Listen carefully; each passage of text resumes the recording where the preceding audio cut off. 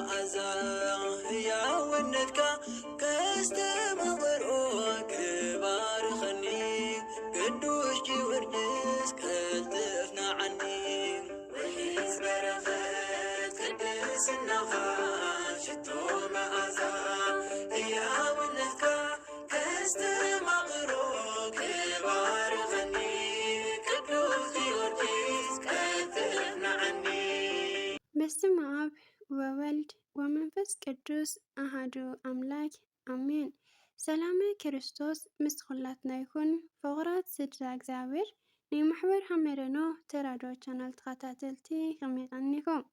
እግዚአብሔር ይመስገን ኢልና ክነመስግኖ ናቱ ቅዱስ ፍቓዱ ይኹን አሜን።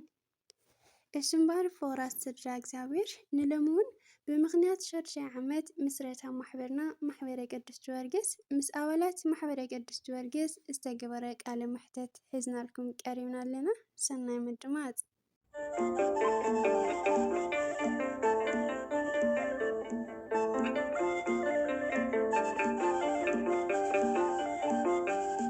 وحيز برخت قدسناخ شتو مأزا يا ونتك كاستمغر كبار خني قدوش جورجس كالتفنا عني وحيز برخت قدسناخ شتو مأزا يا ونتك كاستمغر كبار خني قدوش جورجس كالتفنا عني. ሰላም ክርስቶስ የብዝሓልኪ እቲ ትባየ ከመይ እኒአኺ? እንኳዕ ኣብፅሐካ በዚ ዕለት ተሓሲቦም ተኸቢሮም ዝውዕሉ ቅዱሳን በዓላት መጀመርታ ነዚ ዘዳልናልካ ሕቶታት ንምምላስ ፈቃደኛ ስለ ዝኾንኪ እግዚአብሔር ኣምላክ የኽብረልና። እሺ እምበኣርቲ ትባየ መጀመርያ ሽምክና ሕዚ ዘለኽዮ ዓዲ ኣላሊና። በስመ አብ ወወልድ ወመንፈስ ቅዱስ አሐዱ አምላክ አሜን። ሰላምኪ ዝሕለይ መብዬ እግዚአብሔር አምላኽ ይመስገን። ኣነ እውን ጽቡቕ ኣለኹ ብቸርነት እግዚአብሔር አሜን። ከሓቢር ኣብፅሕና ናይ ቅዱሳን ኣቦታትና ኣዴታትና ረድኤቶም ጸጋ በረከቶም ኣይፈለየና። ከምኡ እውን ንሊቀ ሰማዕት ቅዱስ ጊዮርጊስ ዓመታዊ ክብረ በዓሉ እንኳዕ ብሰላም ማብፅሕና ክብል ይፈቱ። ከምኡ ድማ ንማሕበርና ማሕበር ሊቀ ሰማዕት ቅዱስ ጊዮርጊስ መበል ሻድሻይ ምስረታ ክብረ በዓል እንኳዕ ብሰላም መብፅሕና። ዝተባረኸ ዝተቀደሰ ኣውደ ዓመት ርሑስ ቅንያት ኣውደ ዓመት ይግበረልና። እሺ ነዚ ቃለ መሕተት እዚ ኣኽቢርኪ ስለ ዝዓደምክኒ ደሞ ብጣዕሚ የመስግን። እግዚአብሔር ኣምላኽ የኽብረለይ። ሽመይ ተኪኤን ወለተ ዮሃንስ ይበሃል። ዘለኽዎ ዓዲ ድማ ኣብ ትግራይ ኮይኑ ኣብ እጉል ኣለኹ። ኣሜን። እንኳዕ ሓቢር ኣብፅሕና እቲ ትባየ። እሺ ጽቡቕ። ላብ ናይ መጀመርያ ሕቶ ከብለክና መንፈሳዊ ህይወት ኣበይና ብኸመይ ኣጋጣሚ ክጀሚርክዮ? መንፈሳዊ ህይወት ኣብ ስደት እየ ጀሚረዮ። ኣብ ስደት ኮይኑ ስዕዲ ዓረብ እየ ጀሚረዮ። ምችስ ምልእቲ መንፈሳዊት እየ እኳ ተዘይበልኮ ግን ንእሽተይ መንፈሳዊ ህይወት ኣፍልጦ ከለወኒ እንታይነት ክርስቲያን ህይወት ክፈልጥ ዝገበረኒ ኣብ ስደት ኣብ ስዑድ ዓረብ እዩ። ከምቲ ኩላትና ንፈልጦሲ ስደት ክንስደት ከለና መንፈሳዊ ህይወትና ንምዕባይ ዘይኮነስ ስጋዊ ህይወትና ንምዕባይ እዩ ነይሩ። ከም ኣነ ከም ትኪኤን ማለት እዩ። ግን ንእሽተይ መንፈሳዊ ህይወት ክፈልጥ ዝገበረኒ እንታይነት ክርስቲያን ህይወት ክፈልጥ ዝገበረኒ ኣብ ስደት እዩ ነይሩ። ብኸመይ ጀሚርክዮ ንዝብል ደሞ ኣጀማምርኡ ዝኾነ ግሩብ ነይርና ማለት ከምዚ ተኣኪብናሲ እንጫወተሉ ናይ ሰሓቕ ናይ ቀልዲ ግሩብ ነይርና ማለት እዩ። ድሓር ካብኡ ሓደ ሓውና መንፈሳዊ ህይወት ኣፍልጦ ዝነበሮ ናብ መንጎና ተፀምቢሩ ድሓር ኣብኡ ክንስሕቕ ክንጫወት ከለና እቲ ሓውና መንፈሳዊ ሕቶታት ይሓተና ነይሩ። ንሓደ ሓደ ሰብ ከምዚ ቀልዲ ወይ ደሞ ኣብ ህይወቱ ዘይጠቐሞ ክኾን ይኽእል እዩ። ከም ኣነ ከም ተኪአን ግን ኣብ ህይወተይ ብዙሕ ዝጠቐመኒ ነገር ነይሩ ኣብቲ 90 ሰዓት ማለትሲ ዋላ እኳ በቲ እሱ ዝሓተና ዝነበረ ሕቶታት ዕግብቲ ዘይኮንኩ ወይ በቃ በቲ እሱ ዝህበና ዝነበረ መልስታትስ በቃ ዘቕንዕኒ መንገዲ ዘቕንዕኒ ተዘይኾነ ግን ናብ መንገዲ ህይወት ክመርሐኒ ግን ብጣዕሚ ይሓግዝኒ ማለት እዩ። ብጣዕሚ ይሓግዝኒ እና እቲ ሓውና በቃ ንሕና ኣብኡ ክንቕልድ ክንስሕቕ ከለና እሱ ግን ብመንፈሳዊ ዓይኒ ሕቶታት ይሓትትና ነይሩ ማለት እዩ። እቲ ሕቶታ ኢሉ እዩ ጀሚርና ስደትስ ብመን ተጀሚሩ ኢሉ እዩ ሓቲትና ማለት እዩ። ፍጹም እየ ዘይርስዓና ስደት ብመን ተጀሚሩ ዝብል ሕቶ ምስ ሓተተና በቃ ከምዚ ገቦና ካብ ዓድና ተኾይኑ ኣነ ንብል ፍርቀና መን እሞ ንብል ገለታት ኢልና በቃ መልስስ ስሓቅ ጨዋታ ብቻ እምበር ብመንፈስ ዓይኒ ዝሓተና ኣሎ ምዃኑስ ኣይተረድአኒ ነይሩና። ድሓር ግን ስደት ብእመቤታችን ቅድስቲ ድንግል ማርያም እዩ ተጀሚሩ ኢሉ ምስ መለሰናስ ንባዕለይስ ብጣዕሚ እዩ ግርኣትኒ ከም ኣነ ከም ትኪአን ማለት ኢና ምስቲ ታቦት ለብ ዓድና ናይ እመቤታችን ምዃኑስ በቃ እመቤታችን ልዕሊ ማንም ጌርና ስለንሰርዓ እመቤታችን ተኣክል ተሰዲታ ስደት በኣ እዩ ተጀሚሩ ከብለና ከሎስ ሲኢልስ ብጣዕሚ እዩ ደንፂኒ ነገርዋ ደንፂኒ ድኽለክን ብጣዕሚ እዩ ደንፂኒ ዋ እንታይ እዩ ዝብል ዘሎ ሰብዚስ በቃ እንታይ እዩ ዝኾን ዘሎ ቤንጦ ክኾን ኣለዎ ክስካብ ምባል ማለት እዩ ናይ ባዕለይ መንፈሳዊ ፍልጠት ለየብለይስ ንሰባት በቃ እንትን ገይረዮ ንዑ ማለት እዩ ከምዚስ ክርስቲያን ማለት እንታይ ምዃኑ እኳ ተዘይፈለጥኩ ግን በቃ ከምዚ ንእመቤታችን ዘቃልል ገለ ንቅዱሳን ዘቃልል ቤንጦ ምዃኑ ግን ንእሽተይ ኣፍልጦ ነይረኒ በቃ ቤንጥና ክርስቲያን ኣፈላላይ ከም ዘለዎ ንእሽተይ እሳ ብቻ ጥራሕ ነርና ካብቲ ወለዲ ግዛዕ ትሰምዖ ካብዚ ኣቦታትና ወለድና ዝዛረብዎ ኣብቲ ገዛና ማለት እዩ እና እሳ ነይራትኒ እምበር ጥልቕ ኢለ ናይ ክርስትና ሂወት ስለ ዘይፈልጥ ብጣዕሚ እዩ ድንፅየኒ ነይሩ ማለት እዩና ወ ጸጥ ኢልና በቃ ኩላትናስ እንታይ እዩ ዝብል ዘሎ ገለ ኢልና ካብኡ ውሽጢ መስመር ኣትየ መቸስ ንእሽተይ ድፍረት ኣላትኒ ውሽጢ መስመር ኣትየ ነቲ ሓውና ዋ ኣቲ ሓወይ እንታይ ኢኻ ትብለኻ ሃመይ እመቤታችንስ ከመይ ኢላ ተሰዲታ ዋ ሃመይ ጌርካ ካብ ስሩ እመቤታችንሲ ላባና ላብ ደቂ ሰባት ብእግር ክትጓዓዝ ላብ ምድርስ ከመይ ኢልካ ብሕልና ካብ ስሩኸት ሃመይ ኢልካ ሓሲብካዮ ብኸመይ ኢልካ ወሪድካያ ኢለየና ድሓር ዝሓውና ከዓ ምስኡ ለትሕትና ነይርዎ እንድዒ ኣምላኻ እስካብ መጨረሻው እምነት የጽንዐሉ ትሓውና ኣይፈልጦን እየ በዚ ቀዳሚ ክኤል ዓዲ ዋላ ተዓድና እኳ ሰይራኸቢ ብቻ ግን ኣብቲ ግሩብ የራኺቡና ሲስተር ምሳና ስለነበረትስ እቲ ግሩብ የራኺቡና እምበር ኣይፈልጦን እየ ትሓውና ግን ወዲ ቀሺ እዩ መንፈሳዊ ህይወት ለ ደሓን እዩ ጎበዝ እዩ ዝሓውና ማለት እዩ ኣይ ድሓር ከምኡ ምስ በልክዎ ብትሕትና መሊስለይ እምበይተዋ እመቤታችን እንታይ እንድያ ሃማና ፍጡርት እንድያ ግን ካብ ፈጣሪ ትሕት ዝበለት ካብ ፍጡራን ልዕል ዝበለት እያ ስለዚ እመቤታችን ቅድሚ ኩሉ እያ ተሰዲታ ኢሉ ብዙሕ እኳ ተዘይዘርዘረለይ ንእሽተይ ትንክፍ ኣቢሉለይ እቲ ዝተንከፈለይ ኢሉ ባዕሉስ ስለዘይኣምን ኩሉ ይመስለኒ ላብ ርእሰይ ኣይኣትኽዎን እየ ቃሲ ኢሉ ዕሽሽ ኢለዮ ማለት እዩ ከምዚ ከእምነኒ እዚ ዓይነት ድደልዩ ዝብል ኣብ ሕልናይ ስለልመፀለይስ ብዙሕ ኣይተቐበልዎ ወይ ካብኡ መሊሱ ኣነ ካብ ምስ በልኽዎ ግን ሕቱ ቀፂሉ በቲ ግሩብ ከይዱ ማለት እዩና እሳ ምስ መለሰ ዝቃወሞ እንድዕ ብውሽጢ መስመር ከምዚ ከመይ እምበይ ብዝማሓ ግሩብስ ኣይነበረን እዩ ጸጥ ኢሉ እመቤታችን ተሰዲታ ድያ ለ ገለታት ጥራሕ ኢልካስ ፅሒፍካ ስቕ ናይ ማል እንትን እዩ ነይሩ ማለት እዩ ጓላትና ዋላ ወዳትና ቁልዕነት ስነት ዘይኮነስ በቃ ፍልጠት ለስ ዝነበረ ሰብስ ኣይነበረይ ማለት እዩ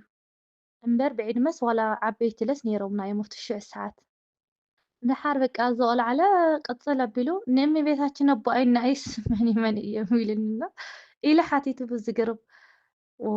እዚ ሰብ እዚ በቃ ቤንጦ ክኾን ኣለዎ ኣነ ላብ ለይኮን ግሩብ ይኣትየ እኒኹ ምናምን ኢለ ኣረ ብስሩ በስመ ኣብ በል ኢለ ብዝግርም ዓለለ ፅሒፍና ማለት እዩ ተወሰና ሰባት ፅሕፍ ምዘበና ናይ እመቤታችን ናይ ስደታ ኣዶ ኢየሱስ ምዃና ናይ እግዚኣብሔር ኣምላኽነት በቃ ናይ ቅዱሳን ክብሮም ማዓርጎም ኩሉ ክፈልጥ ዝገበረኒ በቃ ንኽንፈልጥስ ብኡ ዝኾነ እንትን ጥቕስታትስ የምፀና ነይሩ ማለት እዩ ካብ መፅሓፍ ቅዱስ ይኹን ወይ ለይ ብዚ እንታይ እዩ ዝበሃል መሰንሰል የሬታ ኣይ ዝነስዕ ዳዕሮስ ሓደገኒ እኒኦ እዚ መንፈሳዊ ድራማታት ማለት እዩ መንፈሳዊ ፊልምታት እሱ ንኽንከታተልስ ብኡ ይልእኸና ነይሩ ድሓር ብኡ ገይሮም ሰኣትኹ ዋይ በቃ ብጣዕሚ ላ ተገረምኩ ይሪኦ ነይረና ብጣዕሚ ለይድነቕ ነይረ። ዋ! ከመይ እዩ በቃ ብዙሕ ከም ዝተርፈና በቃ ብዙሕ ክፍልጦ ከም ዘይብለይስ ንርእሰይ ሰሽዑስ በቃ እንትን ኮይና ኣብዚ ሽዑ ሰዓትስ በቃ ተኪንስ ቆፎ ምዃና እየ በቃ ተረዲአ። ቆፎ ከምዚ ቆፎሲ ንሂብሊ እንድሕር ዘይብሉ ኮይኑስ እንታይ እዩ ጥርሑ እዩ ዘሎ። ከምኡ ኮይኑ በቃ ተሰሚዕኒ። ድሓር ዝኾነት ሓፍትና እኒኣ ንዓ ደው ኢለ ዋ ዝኾነ ላዕልና ከምዚ እኒ ሓደ ሓውናስ ከምዚ ሓቲና ገለ ስለ መንፈሳዊ ላዕልና ሃለናስ ኣነ ከዓስ ከምዚ ዓይነት ግሩፕ ኣሎ መንፈሳዊ ግሩፕ ኣሎ እሞ ናብኡ ከእትየኪ ኣብኡ ኣትየስ በቃ ብዙሕ ነገር ኣሎ ዘይንፈልጦ ንሕና ኣሕዋትና በቃ ብብዙሕ ነገር ዝገልፆ ካብ ተምሃሮኦ ገለ ትብለኒ እሞ ካብኡ እንታይ ይበሃል ኢለያ ማሕበር ሊቀ ሰማዕት ቅዱስ ጊዮርጊስ ኢላትኒ መጀመርያ ጥፍራት እግዚኣብሔር ትልያ ነይራ ላብኡ ኣትየ ማለት እዩ። ካብኡ ላብኡ ምስ ኣተኹ ብዛዕባ ስነ ፍጥረት እዩ ነይሩ ብዛዕባ ስነ ፍጥረት ብዛዕባ ኣዳም ሂዋን እዩ ነይሩ በዓል ብርሀት ብዙሓት ኣሕዋትና ነይረን ኣብኡ በዓል ደስታ ምሕረት ደቂረ ርአየ ነይራ ብዝሒ ኣለዋ ብዙሓት ዘይገለፅክዎን ኣብኡ ካብ ዝተምሃሮኦ ከካፍላና ከለዋ ብጣዕሚ ደስ ኢሉኒ ይሰምዖ ነይረ። ምስኡ እውን ይድነቕ ነይረ ማለት እዩ። በቃ ካብ ኣየኖም ፅዮን ገለ ይብል ነይረና ብድሕሪኡ ላብ ትምህርቲ ለእትየናኒ እቲ ትምህርቲ ዋላ እኳ ብኣማርኛ እዩ ነይሩ ፍቲ ሽዑ ሰዓት በዝሒ ኣማርኛም ብዙሕ በቃ ብዙሕም ኣይኮንክን ነይረ ዳሓሪ በቃ ብበዝሒ ላትረድእና ኮይኑ ብዙሕም ኣይኮንክን ነይረ ግን በቃ ትምህርቲ ብለዳመፁ ካለ ሰዓት ኩሉ ነገር ካላ ተኻፈተልካ እየ ዝኸድ ኣእምሮኻ የዳምፅ ነይረ ስንክሳር በተለይ ኣይተሓልፈኒ ነይራ ካብኡ እናዳመፅካ ኣብ ዝኸድ ኩሉ ሰዓት ጸሎት ክፍልን ኣይቀነናን ሽዑ ተኻፊቱ ብድሕሪኡ ጸሎት ናይ ጸሎት ክፍልታት ምስ ተኻፈትና ኣብኡ ጸሎትና ገበርና በተለይ ናይ ማሕበር ጸሎት ምስ ተኻፈተት ብጣዕሚ እዩ በቃ እቲ ማሕበርስ ብጣዕሚ ፍቕሪ በቃ ሓዲሩለይ እቲ ነበረ ኣብ ጀዋለይ ዝነበረ ሙዚቃ ይኹን ገለታት ምስሕስሕ ኣቢለስ ኣድህወይ ናብኡ ክገብር ጸሎተይና ትምህርተይ መንፈሳዊ ሂወተይ ክዕብስ ትምህርተይ ክሰምዕ ከም ዘለኒ ተረዲአ ይከታተል ነይረ እና መንፈሳዊ ሂወት ብከምዚ እየ ጀሚረዮ እግዚኣብሔር ይመስገን ከምቲ ዓንተ ዘልኽዎ ምልእቲ መንፈሳዊት እኳ ተዘይኮንኩ ግን ንእሽተይ መንፈሳዊ ሂወት ክፈልጥ ዝገበረኒ ብዛዕቢ ማለት እዩ ዋላ እቲ ሓውና መንገዲ ይኹነኒ እምበር ጥልቕ ኢለ ካብቱ ኣማፃፅኣ ደኣ እየገሊፀዮ በቲ ሓውና እምበር እቲ ዋና በቃ መንፈሳዊ ሂወትሲ በቃ ክፈልጥ ዝገበረኒ ግን ማሕበር ሊቀ ሰማዕት ቅዱስ ጊዮርጊስ እዩ ናይ ብሓቂ ማለት እየ እና ብከምዚ እየ ጀሚረዮ ክብለኩም ይፈቱ ክቡራት ኣሕዋተይ ሪከርድ ኣብዚሐ ጸጊ ኣብዝሓልኪ ቲትዋየ እግዚኣብሔር ኣምላክ ኣብ ቤት የጽንዕኺ ለው ካልእ ሕቶ ከብለክና መንፈሳዊ ሂወት ወይ ድማ መንፈሳዊ ትምህርቲ ምስ ጀመርክሲ ዝነበረኪ ስምዒት ብኸመይ ትገልጽዮ? እታ ቅድሚ መንፈሳዊ ትምህርቲ ምጅማራ ዝነበረት ቲትና ሕዚ ዘላ ቲትኸ ኣፈላላይ እንታይ ይመስል ኣካፍልና? ቲቲ ቅድሚ መንፈሳዊ ሂወት ምጅማራ ከመይ ነይራ እንተኾይኑ በቃ እንስሳዊ ሂወት እያ ትነብር ነይራ ማለተይሲ ነቲ ጸልማት ከም ብርሃን ነቲ ሓጢኣት ድማ ከም ጽድቂ እየ ዝቆፅሮ ነይረ እዚ ክብል ከለኹስ ብክርስቲያን ዓይኒ ክርአ ከሎ በቃ ብጣዕሚ ሓጢኣታት ዝኾኑ እቲ ዝኸዶ ዝነበርኩ መንገድስ ብርሃን ዘይኮነስ ናይ ጸልማት መንገዲ ምዃኑስ ኣብቲ መንፈሳዊ ሂወት ምስ ኣተኻ ኢኻ ትፈልጦ ማለት እዩ ስለዚ ቅድሚ መንፈሳዊ ሂወት ምጅማረይ ዝነበረኒ ሂወት በቃ እንስሳዊ ናብራ እዩ ነይሩ ማለት እዩ ብቻስ በቃ ኣነስ ክርስቲያን ብምዃነይ ዝጸድቕ እየ ዝመስለኒ ነይሩ ከምዚ ወዶ ሓንቲ ሃይማኖት ሓንቲ እምነት ሓንቲ ጥምቀት እያ ዘላትና ግን ከዓ ብዙሓት እምነታት ኣለዉ ንኣብነት ከም መስሊም ካቶሊክ ብዙሓት ኣለዉ ንኻልኦት ዝኣምኑ ማለት እዩ ንስላሴ ዘይኣምኑ ኣለዉ እዚኣቶም ብቻ እዮም በቃ ሓጢኣተኛታት ኢለ ዝወስዶም ዝነበርኩ እምበር ሓደ ሰብ ክርስቲያን እንተኮይኑ በቃ ጻዲቕ እዩ ዝመስለኒ ነይሩ ከም ኣነ ከም ትኬን ማለት እዩ በቃ ዝጸድቕ እዩ ዝመስለኒ ነይሩ ብጀካ ሓደ ነገራት ትገብሮ ክፍኣት ኣሎ ከም ንሰብ ምምራዝ ንሰብ ምቕታል ንሰብ ምሕማይ ከምዚስ በቃ ኣብ ቅድሚ እግዚኣብሔር ሓጢኣት እዩ ገለ ክበሃል ከሎ ልሊ እዚኦም ተዘይኮይኖም እዚኦም ደስ ኣቕደል ኣቢለ እየ ዝሪኦም ነይረ ማለት እዩ ልሊ እዚኦም እኳ ተዘይኮይኑስ ካሊእ እቲ ሲኦል ገነቲ ከም ዘሎ እናፈለጥኩ ግን ሓደ ክርስቲያን ብቻ እንተኮይኑ ካብዞም ዝገለጽኽዎም ነገር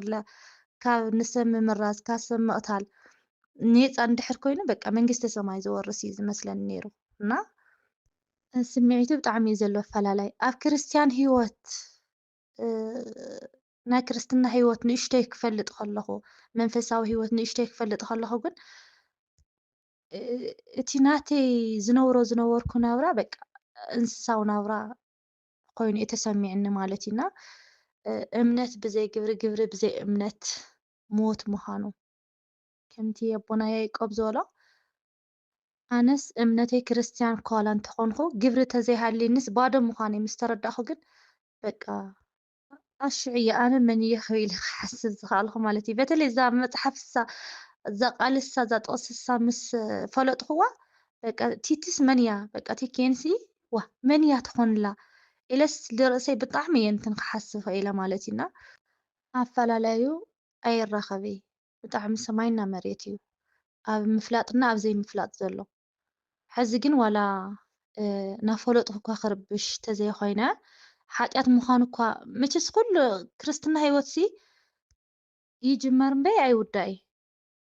በቃ ኣነ ፈሊጠ ይልሃል ከዓ ክተቋርፅ ኣይትኽእልን ኩሉ ግዜ ትምህርቲ ዝሰማዕካሉ መፅሓፍ ምንባብካሉ ሓድሽ ሰብ ኢኻ ትኾን ኩሉ ግዜ ማለት እዩ ሙሉእ ብሙሉእ ፈሊጠለ ማለተይ ኣይኮነ እቲ መንፈሳዊ ጉዕዞስ በቃ ፈሊጠየለ ወይ ይነብሮ ኣለኹለ ማለተይ ኣይኮነይ ግን እተን ቀንድታት ዝፈለጥኽዎን ብአን ተኸይደ እሰን ተገይረ ዘን 10 ትእዛዛት 6 ሕገ ወንጌል 6 ቃላት ወንጌል እዚአን ተተግቢረ ለኣይስ በቃ እኩል እዩ ዋላ 100% እኩል እዩ ተዘይበልክዎስ ላፍቱ እኩል ንምግባርለስ ይምርሐኒ እዩ ማለት እዩ እና ብሕፅር ዝበለ ብከምዚ ገልፆ ስምዒቱ እና ብዙሕ ይፈላለይ ዘለዎ ንባዕልስ ቅድሚ መንፈሳዊ ህይወት ተጀመርኩይስ በቃ ናይ ስላሴ ሰለስትነት መድሃኒ ዓለምና ሚካኤል ማርያምና ኪዳና ምህረት መላእኽትና ጻድቃናት ነቢያትና ሃዋርያት እዚኣቶም ዝፈላለየስ ከነጭራሹ ኣይፈልጦም እዩ ነይረ ኣብ መንፈሳዊ ህይወት ምስ ፈለጥኩ ግን ምስኣተኹ ግን ናይ እግዚአብሔር ኣምላኽነት ናይ እመቤታችን ኣዶ ኣምላኽነት ኣማላድነት በቃ ናይ መላእኽቲ ማዕርግ ናይ ቅዱሳን ክብሪ ናይ ኩሎም ማለት እዩ በብደረጅኦም ንኽፈልጥ ሰብይ መላእኽቲ ንኣብነት ቅዱስ ጊዮርጊስና ቅዱስ ሚካኤልሲ ኣብ ሓደ እየ ዝሰርዖም ነይረ ኩሎም መላእኽቲ እየ ዝገብሮም ነይረ በቃ መልኣኹ ሚካኤል መልኣኹ በቃ ኩሎም ሰባት ኣይመስሉኒ እቶም ሰማዕቲ ጻድቃናት ነቢያት ሃዋርያት እዚኣቶም ከማና ደቂ ሰብ ኣይመስሉኒ ነይሮም ልክዕ ምስ መላእኽቲ ማዕርጎም ምስ መላእኽቲ እየ ዝሰርዖም ነይረና ምስ መንፈሳዊ ህይወት ምስ ጀመርኩ ግን ንዚኣቶም ኳስ ብጣዕሚ በቃ ፈሊጥኻሲ ንሰባት ኳስ በቃ ዝኾነ ነገር ከምዚ ኣብዚ ህይወት እሱን ዘለዋ ኣሕዋትና ከምኡ ክብላ ከለዋ ንእሽተይ እዚኣ እኮ ከምዚኣ እያ ክትብለን ከለኻ ንባዕልኻስ ተመስጊን ኢኻ ብእውነት በቃ ብጣዕሚ ኣነ ንባዕለይስ የመስግን እየ ወይ ኣምላኬ እዚ ናፈለጥኩ ድየ ሓጢኣት ዝሰርሕ ኣለኹ ንባዕልኻስ ይምልሰካ ካመኻ ኣብዚ ስኻ ቀደም ነበርካዮ ሰዓት ከዛ ካማኻ ሰብ ክትርኢ ከለኻ በተለይ ብዕድመለ ሃማኻ ወይ ብዕድመ ካባኻ ዕበይ ዝበለ ግን ከዓ ምሁር ናሃለየ ብካሊእ ነገር ብዓለማዊ ነገር ግን ብመንፈሳዊ ግን ምንም ኣፍልጦ ዘይብሉ ሰብ ክትርኢ ከለኻ ኣይ እዚ መልኣኽ እዩ እዚ ሰማዕቲ ይበሃል እዚ ሃዋርያ ይበሃል ገለ ክትብሎም ዋላ እኳስ ተባኻልሉ ፀጋስ እንታይ እየ ዝኾን ኣለኹ ዕሽሽ ተልካዮ ወይ ዝኾነ ካብ መንገዲ እግዚኣብሔር ውፅእ ኢልኻ እንድሕር ረኺብካያ እታ ሂወትካሲ ንክትምለስ ኢኻ ትገብራ ኣነስ በቃ እግዚኣብሔር ፅቡቅ ነገር ገይሩለይ ላለስ ንምንታይ እዩ ግን ዘይጥቀመሉ ልበዓል እዚኦምሲ በቃ ካሊእ ፀጋታት ኣለዎም ግን ናይ እግዚኣብሔር መንገዲ ግን ገና ዘይፈለጥዎ ኢልኻስ በቃ ንባዕልኻስ ነብስኻስ ተወቅስ ማለት እዩ እና ስምዒቱ ብጣዕሚ የፈላላይ ዘለዎ እዚ ይመስል ቃለ ሕይወት የስምዐልና እግዚኣብሔር ኣምላክ ፀጊ ኣብዝሕልሂ ትይትዋየ ለው ካሊእ ሕቶ ከብለክና ኣብ መጀመርያ ከምዚ ነገርክና ዓዲ ከም ዘለኽ እዩ ንሕናም ከም ንፈልጦ ድሕሪ ነዊሕ ናይ ስደት ግዜ ላብ ዓድኪ ከም ዝተመለስኪ እዩና ዓዲ ምስ ከድኪ እቲ ኣብዚ ዝነበረኪ መንፈሳዊ ሂወት ከመይ ይመስል ብከመይ ትቕፅል የለኺ ኣንሕና ኣብዚ ኮይንና ክንሰምዕ ከለናሲ ዓዲ ዝኸደ ሰብ ክነግረና ከሎ ማለት እዩ ብዓዲ ኮንካ መንፈሳዊ ሂወት ከቢድ እዩ ገለ ይበሃልና ለኣኸሲ ካብ ቤተሰብ ይኹን ካብ መሓዙት ፅዕንቶ ዝፈጠረልኪ ነገር ኣሎ ዶ? እቲ ዝመፅእ ፅዕንቶታት ኸ ብከመይ ኢኺ ትጋፈጡ የለኺ ወይ ብከመይ ትሓልፉ የለኺ? እሺ ብመጀመርያ ከምቲ ኣነ ንነዊሕ ዓመታት ኣብ ስደት ተቐሚጠ ብሰላም ናብቲ ቅድስቲ ሃገረይ ዝመለሰኒ ቸሩ መድሃኒኣለም ንኣኻትም እውን ስደትኩም ሕፂሩ ሓሳብ ልብኩም መስሚሩ ብሰላም ናብቲ ቅድስቲ ሃገርኩም ክምልሰኩም ዝተበተንኩም ኣኪቡ ዝረሓቅኩም ኣቕሪቡ ናፍታ ቅድስቲ ሃገርኩምን ታቦትኩምን ክምልሰኩም ናይ ኩሉ ግዜ ትምኒተ እዩ። ክቡራት ኣሕዋተይ ክቡራት ደቂ ማሕበረይ ንኩሉ ስደተኛ ብሰላም ናብ ቅድስቲ ሃገር ይመልሶ ንዓይ ዝገበረሊ እግዚኣብሔር ኣምላኽ ደሞ ንኩላትኩም በቃ ፅቡቕ ነገር ክገብረልኩም ናይ ኩሉ ግዜ ትምኒተ እዩ ማለት እዩ። እና ኣብ ዓዲ ከይድካሲ መንፈሳዊ ሂወትስ ንኽትጓዓዝስ ከቢድ ድዩ? እንታይ ይመስል? ብኸመይ ኸ ትኸዱ ኣለኺ? ፅዕንቶኸ ኣለዎ ዶ ንዝብል በርግፅ መንፈሳዊ ሂወት ኣብ ዓድና ኣብ ስደት ኮይንካ ብጣዕሚ እዩ ዘለዎ ኣፈላላይ ከምቲ ኣብኡ ኮይንና ንሰምዖ ማለት ኣብ ዓድስ መንፈሳዊ ሂወት ከቢድ እዩ ፈተና ኣለዎ ናብኡ ኮይንና ንሰምዖ ኣብዚ መፂኻ ባይታ ክትሪኦ ኣለኻ ኣሎ ዶ የለይ ንዝብልሲ ኣሎ እዩ በርግፅ ኣሎ እዩ የለይ ክትብል ኣይትኽእልን ኢኻ ከምዘየለ እውን ንኣምን ነርና ኢና ከም ኣነ ከም ተኬንሲ ርእሰይስ በቃ እቲ ፈተና ብዘይሓሰብክዎ ሰብ ስለ ዝመፀኒ ዳእዩ ዝከብደኒ እምበር ፈተና ኣብ ዓዲ ከም ዘሎ ሽር ኮይኑ እየ መፅየ ብመን ከም ዝመፀካ ኢኻ እኳ ንእሽተይ ገሚትካዮ ዘይተኣቱ እምበር ፈተና ኣብ ዓዲ ከም ደሎሲ ኩላትናስ ርእስናስ ነእሙኖ ኢና ነርና መቸስ ኩላና ኣብ መንፈሳዊ ሂወት ዘለናስ ንዓዲ ነገር ኣብቲ ሕብረተሰብና ዘለስ ክጠፍአና እዩ ኢለ ኣይግምት ማለት እዩ ማለት ሲ ኣብ ስዑድ ዓረብ ክንነብር ከለና በቃ ገዳማዊ ናብራ እዩ ኣብዚ ሲ ከዚ ንኣብነት ሓደ ኣቦ ሞኖክሴ ተኮይኑ ወይ ባህታዊ ተኮይኑስ ኣብ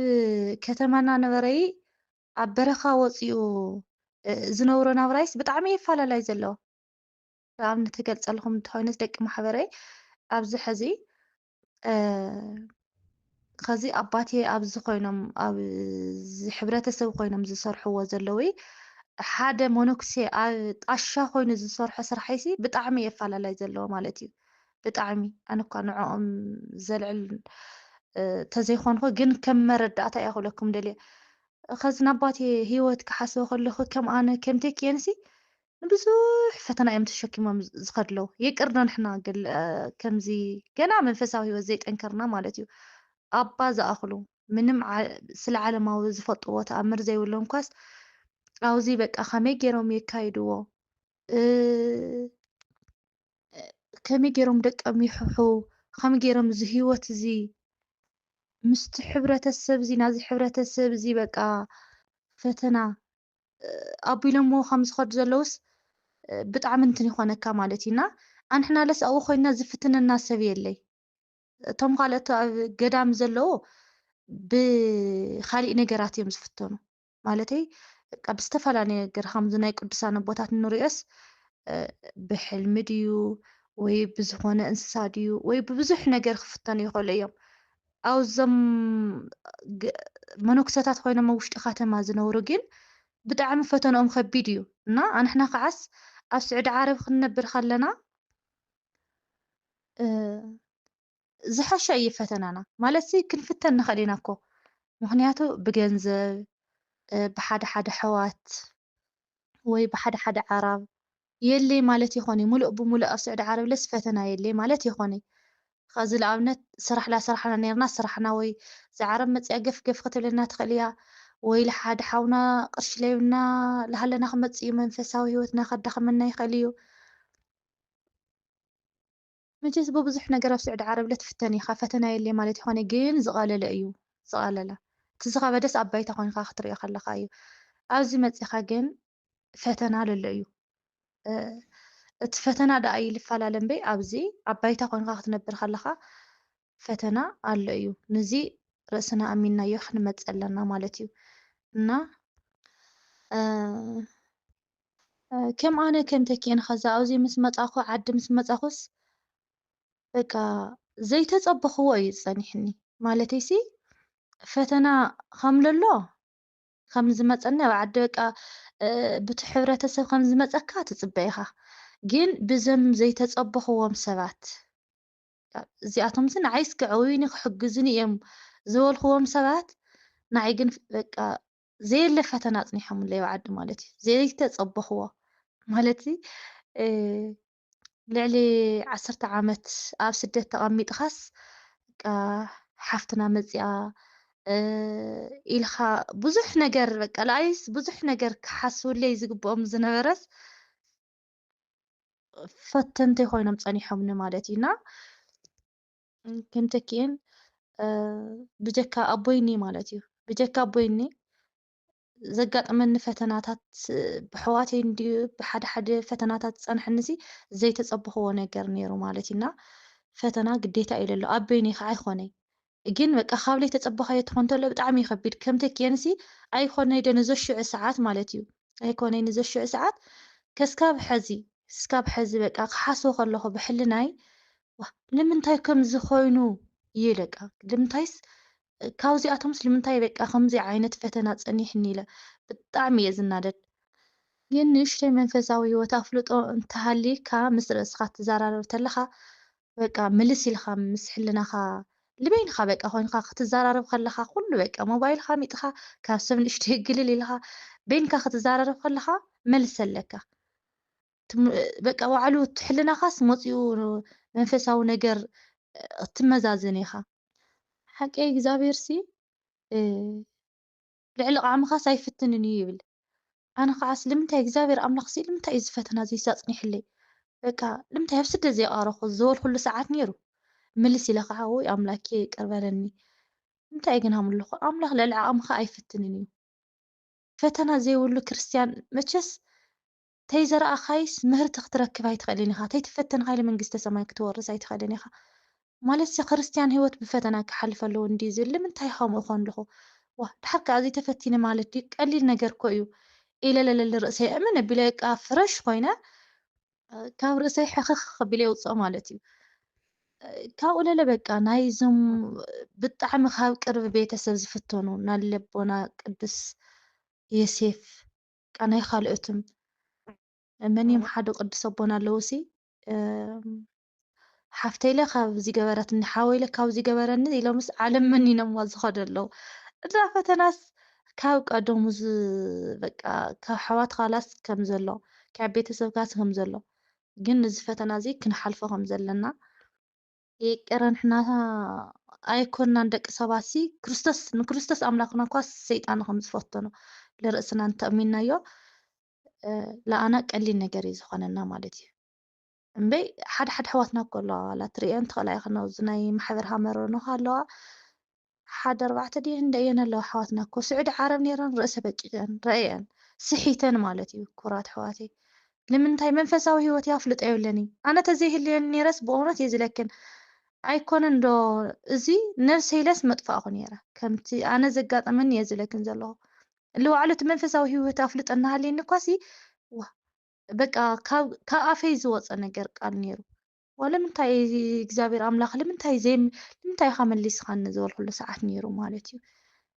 ኣይኮነ እንደዚኣተን መንፈሳዊ ሂወት ኣፍልጦ ዘይብለን ኣፍልጦ ዘለኒ ማለት እዩ ግን ኣፍልጦ ተሃሊካ ትምለስ ኢኻ ኣሕዋተይ ክንፈልጥ ኣለና ብቻ ውግሩ ምህላይ ዋላ ሓንቲ ትርጉም የብሉ ንነብሮ ኣለና ሓደ ነገር ከዓስ ምንባር እዩ በቃ ለኾነ ነገርስ ውይ ኣምላኬ በቃ ኣብ ፈተና ከይንወድቕ ጸሎት ምግባር ተድሊ ማለት እዩ ካልኣይ ነገር ከዓ ዓዲ ተመፂና ኣብዚ ንቀራረቦ ሰብ እንታይ ክኾን ኣለዎ መንፈሳዊ ሂወት ዘለዎ ሰብ ክኾን ኣለዎ ከም ኣነ ከም ተኪአንሲ ብኸመይ ሆይደ የመስለክን እዚ ፈተና እዚ ማለት እዩ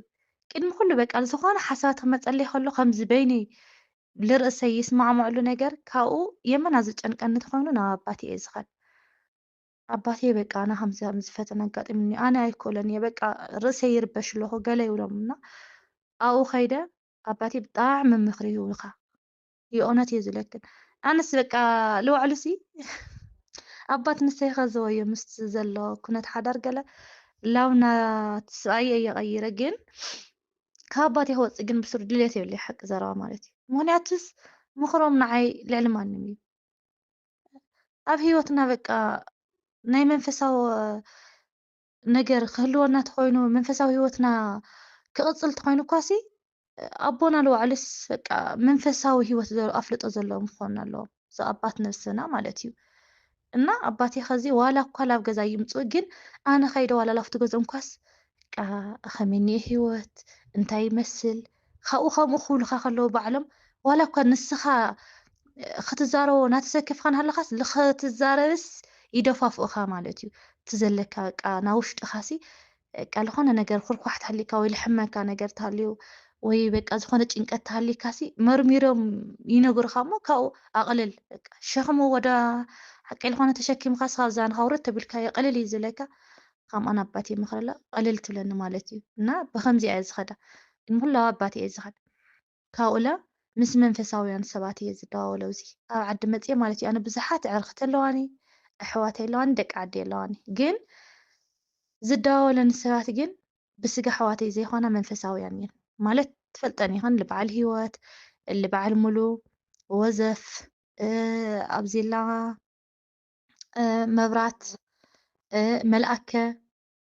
በቃ ኩለን ዝደዋወለንስ መንፈሳዊ ሂወት ኣፍልጦ ዘለዎን ካብኡ ድውል ኣቢልካ ከመይ እኒኣኺ ገለ ኣይ በቃ እንድዕ ተጨኒቐ ምናምን ገለ ክኋላት ኢልካ ኢላ ሓንቲ ዓርክኻስ በቃ ንምንታይ ትጭነቐ ከምዚ ያለው ሂወት ከምዚ ኣሎ በቃ እቲ ናይ ገዛኻ እቲ ዋላ ትለጋጠመካ እኳ ንኽትዛረበካ ዋላ ንእሽተይ ስጊፅ ተበለካ ግን በቃ ኣብ ኩሉ ሃምልለለስ ባዕሉ እቲ ሂወት እዩ ዝገልፀልካ ኣብ በይንኻ ከምዘይኮነ ካብኡ ደሞ ትፅናዕናዕ ዋ ኣነስ ከምዚ ዓይነት ፍቅርታት ኣሕዋት ከም ዘለዋኒ ከምዚ ዓይነት መንፈሳውያን ኣሕዋት ብምህላውኻስ ብጣዕሚ ኢኻ ትሕጎስ ብእውነት እየ ዝለክን ኣነ ከምቲ ኬንሲ ብጣዕሚ ዝተሓጎስ ኩሉ ሰዓት እዩ ብእውነት ደቂ ማሕበረይ ዕድመይ ጥዕና ይሃብኩም እንዴ ብምንታይ ሃም ንገልፆ እንድዒ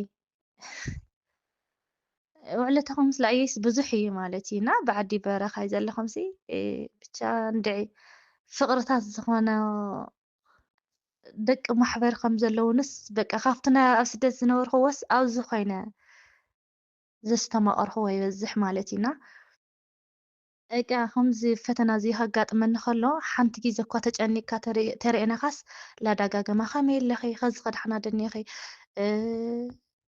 ብዙሕ ነገር በቃ ዝቕይራኻ መሓዙት ደቂ ማሕበር ኣለዋናና መፂና ኣብዚ ምስ ደቂ ማሕበርና ንቀራረብ የእውነት እየ ዝብለኩም በቃ መንፈሳውያን ዝኾኑ ሰባት እዮም ንዓና ዝጠቕሙና ካብኡ ለ ላፍቲ ማሕበር ክይድ ተይለስ በቃ ዘመኡ ለለዉ ነዳያን ተሓብሕብቲ ንባዕሎም ክትርኢ ከለኻ ብዙሕ ነገር ኣብ ፅርግያ ክትወፅእ ከለኻ ዕውድ ኢኻ ትኾን በቃ ከመይ ዕውድ ትኾን ብለክንሲ እቲ ናይ ግዛዊ መፀባበቂ ወይ እቲ ናይ ግዛዊ ጌፅታት እቲ ናይ ግዛዊ ሓጎስ ናያቶም ክትርኢ ከለኻ ናይካ ሓጎስ ግን ጠፊኡ ዝጠፍእ እዩ ዝመስለካ ካብኡ ርእስኻ ብጣዕሚ ኢኻ ትባሳጨ ናብዚ ማሕበር ክትኸድለኻ ላ ማሕበር ሃመሮነ ግን ተውኡ ለለ ሂወት ወይ በስመ ኣብ ዓይነ ብርኪ እናሃለዎም ግን ከዓ ኣእምሮኦም ዝሰሓቱ ፍርቆም ሰኣን ጎዮም ምኻድ መናእሰይ እናሃለዉ ኣብ ዓራት ዝተቐመጡ መናእሰይ እናሃለዉ ዓይነ ብርኪ ዝሰኣኑ ኢዶም እግሮም ክሰርሕ ዘይኽእል ብዙሕ ክትርኢ ከለኻ ግን ነዚ ናትካ ፈተና ዝመፅስ ኣቕልል ኣቢልካ ናይ ምርኣይ ቃዕሚ ይህልወካ ማለት እዩ እግዚኣብሔር ላይ ይሕግዘካ ብሓደን ክልተን ገይሩ ይምህረካ እና ነዚ ፈተና እዚ ብከምዚ ገይረ እየ ዝካየደ ኣለኹ ክቡራት ኣሕዋተይ ብዙሕ ካብ ቤተሰብ ካብ ገለገለ ዝመፀኒ ፈተናታት እስካብ ከዚ ናይ ምቕባል ርእሰይ ወላ ሓንቲ ኣይቅበሎን እዩ ብዞም ዘይተፀበኹዎም ሰባት ፈተና ስለዝመፀኒ ግን ንእሽተይ ንዓይ ርእሰይ ወቂዕኒ ነይሩ ግን ከም ዝብለኩም ዘለኹ መንፈሳውያን ደቂ ማሕበረይ በባቴ بتمو زلو نديان ببزح نجر نرأسي ناطنع نعخو إيه من قدي زبكو عزنا زي مسل بخمزي خا زكايد ቲቶዬ እግዚአብሔር ያክብረልና ስለዘካፈልክና ሓሳብም ናብ ካሊእ ሕቶ ከብለከና እግዚአብሔር ዝተመስገነ ይሁንና እግዚአብሔር ፈቃዱ ኮይኑ ድሕሪ ነዊሕ ናይ ስደት ግዜ በቲ እግዚአብሔር ዝፈቀዶ ብቅዱስ ጋብቻ ናብ ሓዳር በቂዕካ ኢኹሞ ገለገለ ኣሕዋትና ከዓ ብናይ ቤተሰብ ፅዕንቶ ዋላ ብናይ መሓዙት ፅዕንቶ ገለም ኣብዚ ምሳና እናተምሃራ ፀኒሐን ዓዲ ምስ ከዳ ግና እቲ ጋብቸአን ብዓለማዊ መንገዲ ይገብሮም ማለት እዩ። ዋላ ቅዱስ ቁርባን ወሲደን እውን ብቅዱስ ቁርባን ተመርዒን እውን እቲ ኣብ ገዛ ዝግበር መርዓ ግና ብዓለማዊ መንገዲ ብሙዚቃ ገለ የሕልፍዎ እየና ንሕና ኣብ ስደት ዘለና ኣሕዋት ክሲ ኣብ ከምኡ ኩነታት ንከይንወድቅ ካብቲ እስኪ ዘሕለፍክዮ ተመክሮ እንታይ ትመክረና? ብጣዕሚ እግዚአብሔር ኣምላኽና ዓይ ዝገበረለይ ብጣዕሚ ብዙሕ እዩ። እግዚአብሔር ይመስገን። ንኣኻትም እውን ክቡራት ደቂ ማሕበረይ ሓዳርኩም ብቅዱስ ጋብቻ ክትፍፅምዎ እግዚአብሔር ኣምላኽ ፍቃዱ ይኹን ናበልከ ይሕዝ እውን እና ኣብ ሓዳር ክትኣቱ ከለኻሲ ፈተና ካብ ቤተሰብ ድዩ ካብ ዕርኽትኻ ድዩ ፅዕንቶ ክህሊ ግድን እዩ ግዴታ እዩ ማለት እዩ። መቸስ ናኩለና ቤተሰብ ይርድኦም ናኩለና ኣሕዋት ወይ ድማ ዕርኽቲ ይርድኦም ማለት ኣይኮነን እዩ። ብፍላይ ከዓ ቤተሰብ እንድሕር ዘይርድኦም ኮይኑ ናብ ቅዱስ ቁርባን ክትበቅዕ ብቅዱስ ቁርባንካ መርዓኻ ክትፍፅም ብጣዕሚ እዩ ከቢድ ማለት እዩ። ግን ቀዳማይ ነገር ከኽብዶ ዝኽእል ግን እንታይ እዩ ተኢልኩምኒ ንዓና ብስለት እዩ ማለትስ ናትና ብስለት እዩ። ከምቲ ኬንሲ ሓደ ነገር ዘይኣምነሉ ነገር ኣሎ። እንታይ እዩ ንሱ ቤተሰብካስ ብቅዱስ ቁርባን ክትምርዖ የብልካይ ዝብሉስ ኣለው ድዮም ኢለ ክሓስብ ከለኹስ ብቻ እንድዒ ዋላ ኣብቲ ሕብረተሰብ ኣነ ክስካብ ሎማዓንቲ ካብ ዝሪኦም በዝሒ ኣብቲ ከባቢናሲ እንታይ ፀገም ኣለዎ ብቅዱስ ቁርባን ምምርዓው ክትብል ከለካ እኳያ ተመርዒዮም ዝብለካ እዩ ዝበዝሕ። የለይ ማለት ኣይኮነን እዩ ኣሎ እዩ። ግን ናትና ብስለት ይውስኖ እዩ ዝብለ ኩሉ ምንታይ ድዩ እንድሕር ስድራ ቤትና ናትና ብስለት ሪኦም ኮይኖም ገና ካብ ስደት ከይመፃና እዮም ዝፈርሑና ገና ማለት እዩ። ዋ እዚኣ እኮ መንፈሳዊት እያ ሙዚቃ ይትፈትይኮ እዚኣ እኮ መንፈሳዊት እያ ሓዳራ እኮ ብከምዚኣ ትፍፅሞ ትደሊ እቲ መንፈሳውነት ናትና እንድሕር ዝፈልጡ ኮይኖምስ ገና ናሃለው እዮም ዝፈርሑና ማለት እዩ። ሓደ ብጣዕሚ የመና በቃ ካብ መጠን ላዕቐብ ሓየልቲ ስድራ ተዘይኮይኖም በቃ ስድራና እንድሕር ዳሕና ኮይኖም ስኢሎም ኣቕልል ኣቢሎም ፅዕንቶ ማለት ፅዕንቶ ከም ዘሎ ኮይኑ ግን ኣቕልል ኣቢሎም እናተዛረቡና ንሃለውስ ናይ ዓልና ድልየት ላወሰኖ ሓደ ዘለና ማለት እዩ። ናይ ዓልና ድልየት ከዚ ሓንቲ ሓፍተይስ ክትምርዖ ከላስ ሓንቲ ዓርካ መፅያ ዋ ንስኹ እኮ እዚኣ እኮ ና መጀመርያ ና መጨረሻይ በቃ ሓጎስኩ እኮ እያ በቃ ማዝዳ ክትሕጎስ ድሓር እኮ ትናስሒ ኢኺ ኣርትለ የብልኪ ኣዝማርቶ የብልኪ ቻፕስቲክ የብልኪ መጋየፂ የብልኪ ወኣረ ንምንታይ ቅዱስ ቁርባን ጌርክ ተመርዒኺ እንታይ ናጋንኮ ሰብኣይ ከምዚ ተይልኪ ተተፋቲሕኺ ኣብ ቅድሚ ሰብ መሕፈር ገና ዝሃለውስ ይፋትሑና ማለት እዩ። ገና ዝሃለካ ማለት እዩ እና ንባዕሉ እቲ ቅዱስ ቁርባን ዝኽልክልና ዘሎ ስለምንታይ ተይልክምስ ክኾን ድዩ ዘይኮንስ እንታይ ፈሊጥኺ ዝብል ዝዓይነቱ ሓሳብ ኣሎ ማለት እዩ። ገና ንሃለኻስ ህንዲ ሓዳር ከየፅንዐልኺ ምባልስ ሂወትካስ ኣብ ጥርጣረ ከም ዘሎ ቀፃሊ ሂወትካሲ ፅኑዕ ከም ዘይኮነስ ገና ብገናኻስ የረጋግፅልካ ኣለዎ ማለት እዩ። እና ፍቁራተይ ኣብ ሓዳር ኩነት ክንኣትር ከለና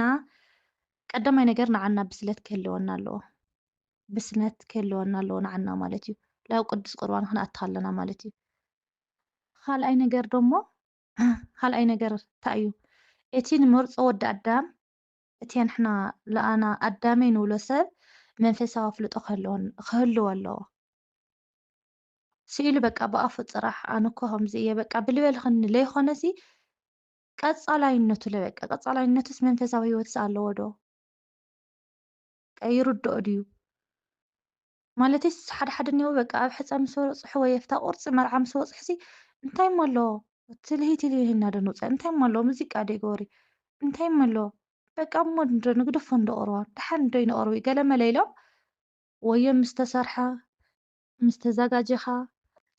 ገለታት በቃ መዐንቀፍ ይኾነካ ካብኡ በቃ ታማ ንቤተሰብካ ኢልካ ተሰሪሑ እንድዩ ገለመለ ይብለካ ካብኡ እቲ ሕብረተሰብ ኣብኡ ለሎ ቤተሰብካ ለይ ንወለድካ ክትሐጉስ እኽለ ማይካ ክባላሾ ክስብል ናብቲ መርዓተይ ፈተኻ ይትኣቱ ካብኡ ብዛ ዓለማዊ ነገር ትቕፅሎ ካብ ቁርባን ርሑቕ ኢኻ መንፈሳዊ ሂወትካ ለ ተዳኺሙ ስቕ ይብል ማለት እዩ እና ቀዳማይ ነገር ንዓና ብስለት መንፈሳዊ ክህልወና ኣለዎ ማለትሲ ጥንካረ ክህልወና ኣለዎ በቃ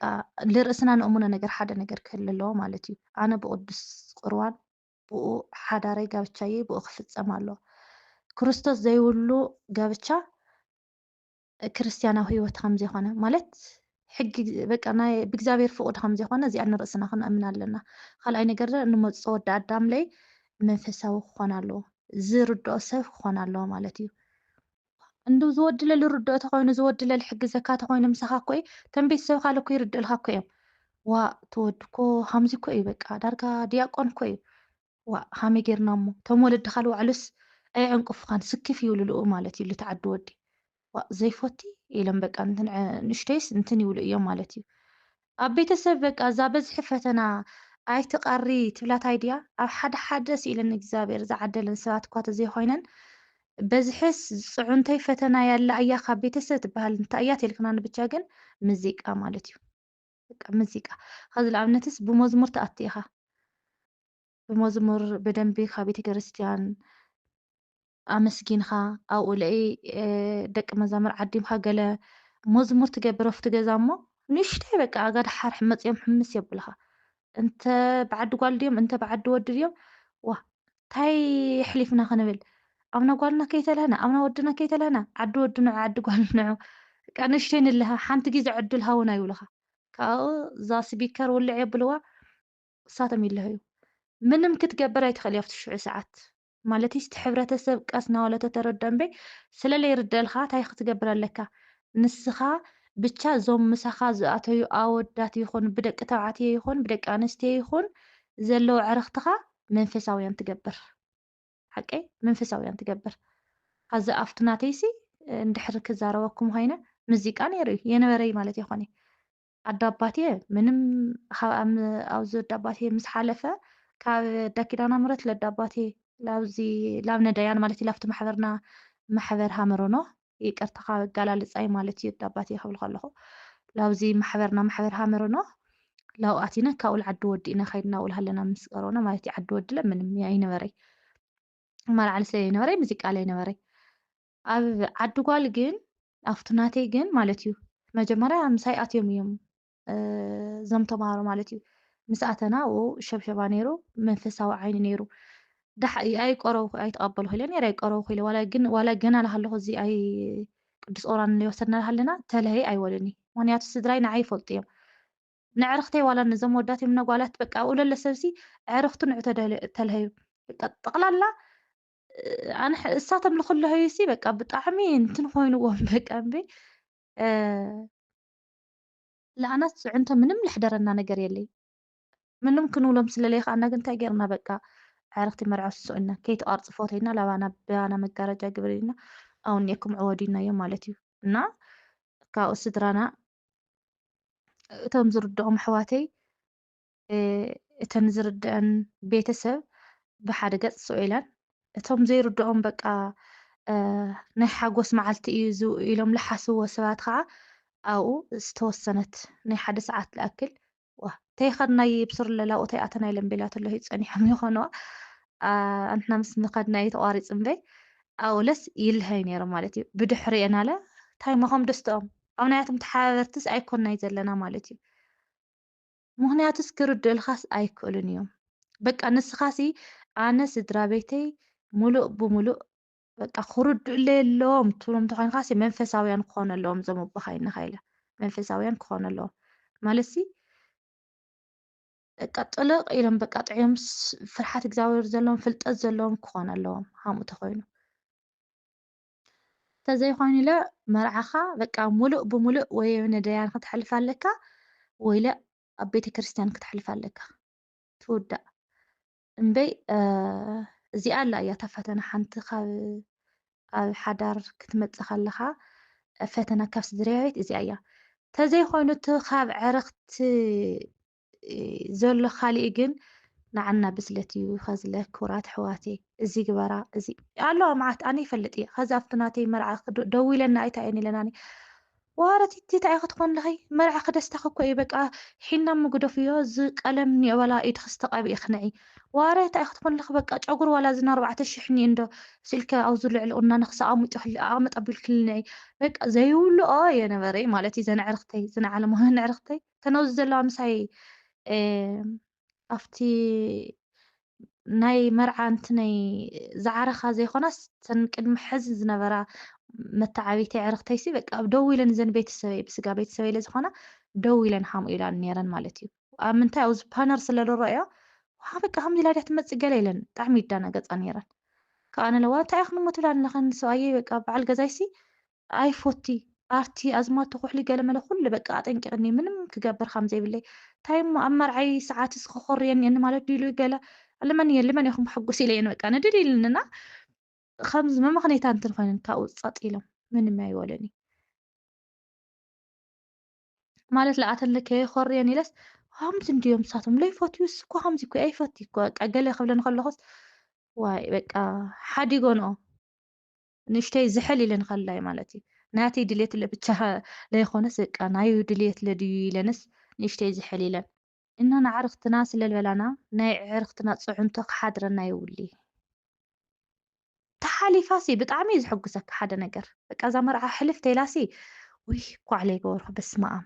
በቃ ሕልፍ ተይላስ ዋይ ተመስገን ኳዕ ዘይገበርኩ ኢኻ ትብል እንታይ ድዩ ከምኡ ትለሉ መንገዲ እኒኦ ካዚ ንኣብነት ዜዶ ሪኢኽና ኢኻ ንወዶ ፅዕንቶ በቃ ነይርዋ ዜዶ ፍቶም ብሓደና ተመሪዕና ግን ክብለክንስ ዋላ ከሳ እንትን ከምዚ ዝኾነ ኣብ ኢዳ ቀለም እንትን ዋላ ትግበር እምበይ እንታይ ይብለካ ትሰብ ድሓርኸ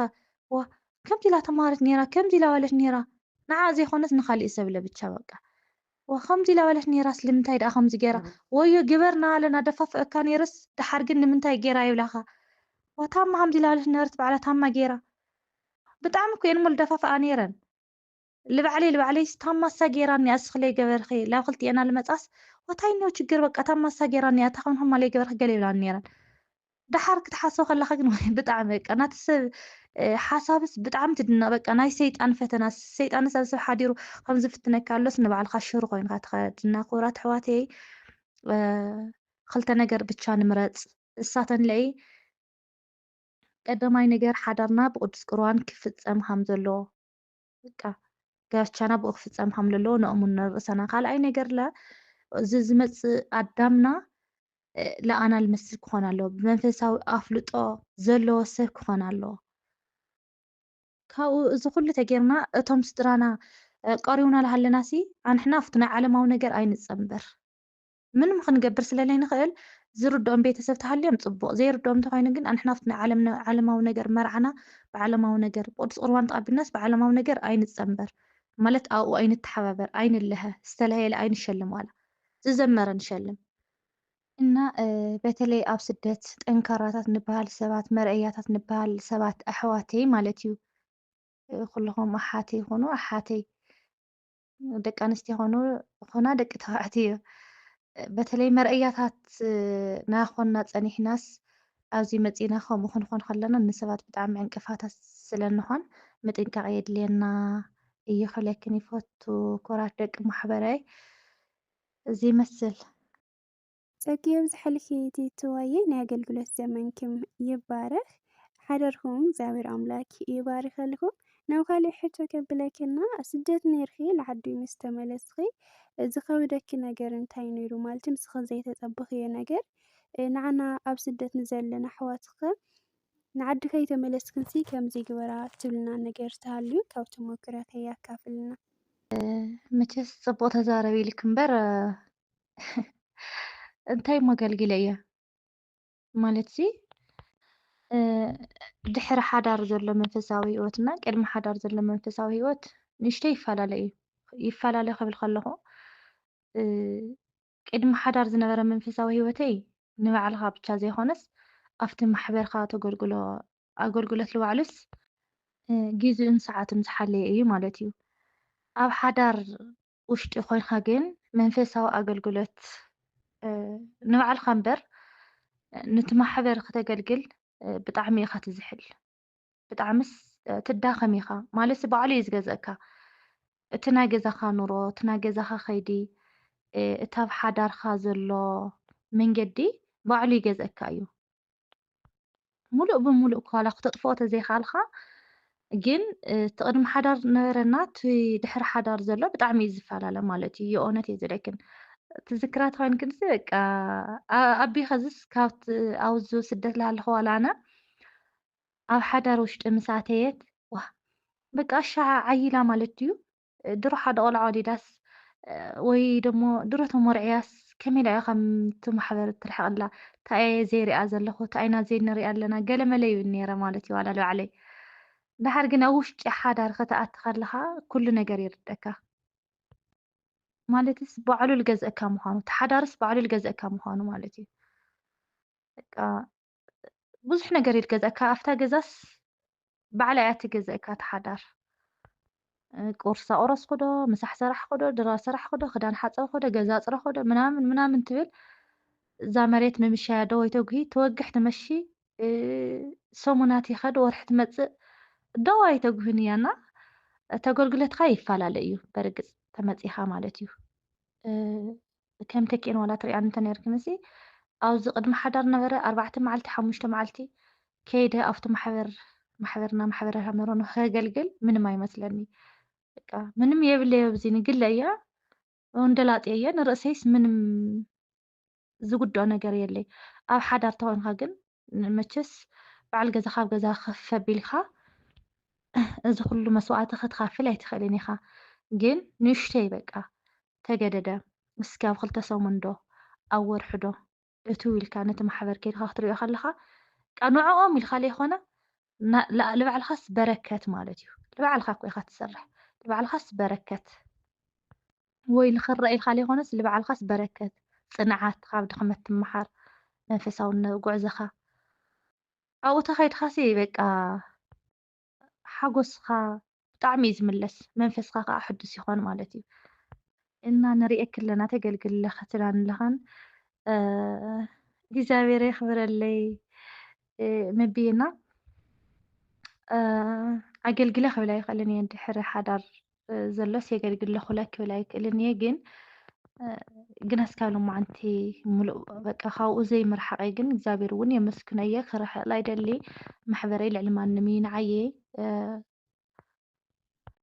ካብኡ ደሞ እንታይ ተጌርና ኢና ካብ ማሕበርና ዘይንርሕቕ ብኸመይ ክትኸዱ ኣለኹ ተኮይኑ ደሞ ዋና ነገር ከዓ ላፍቲ ማሕበር ክኸድ ከለኹ ላ ዝቃወመኒ ሰብ የለይ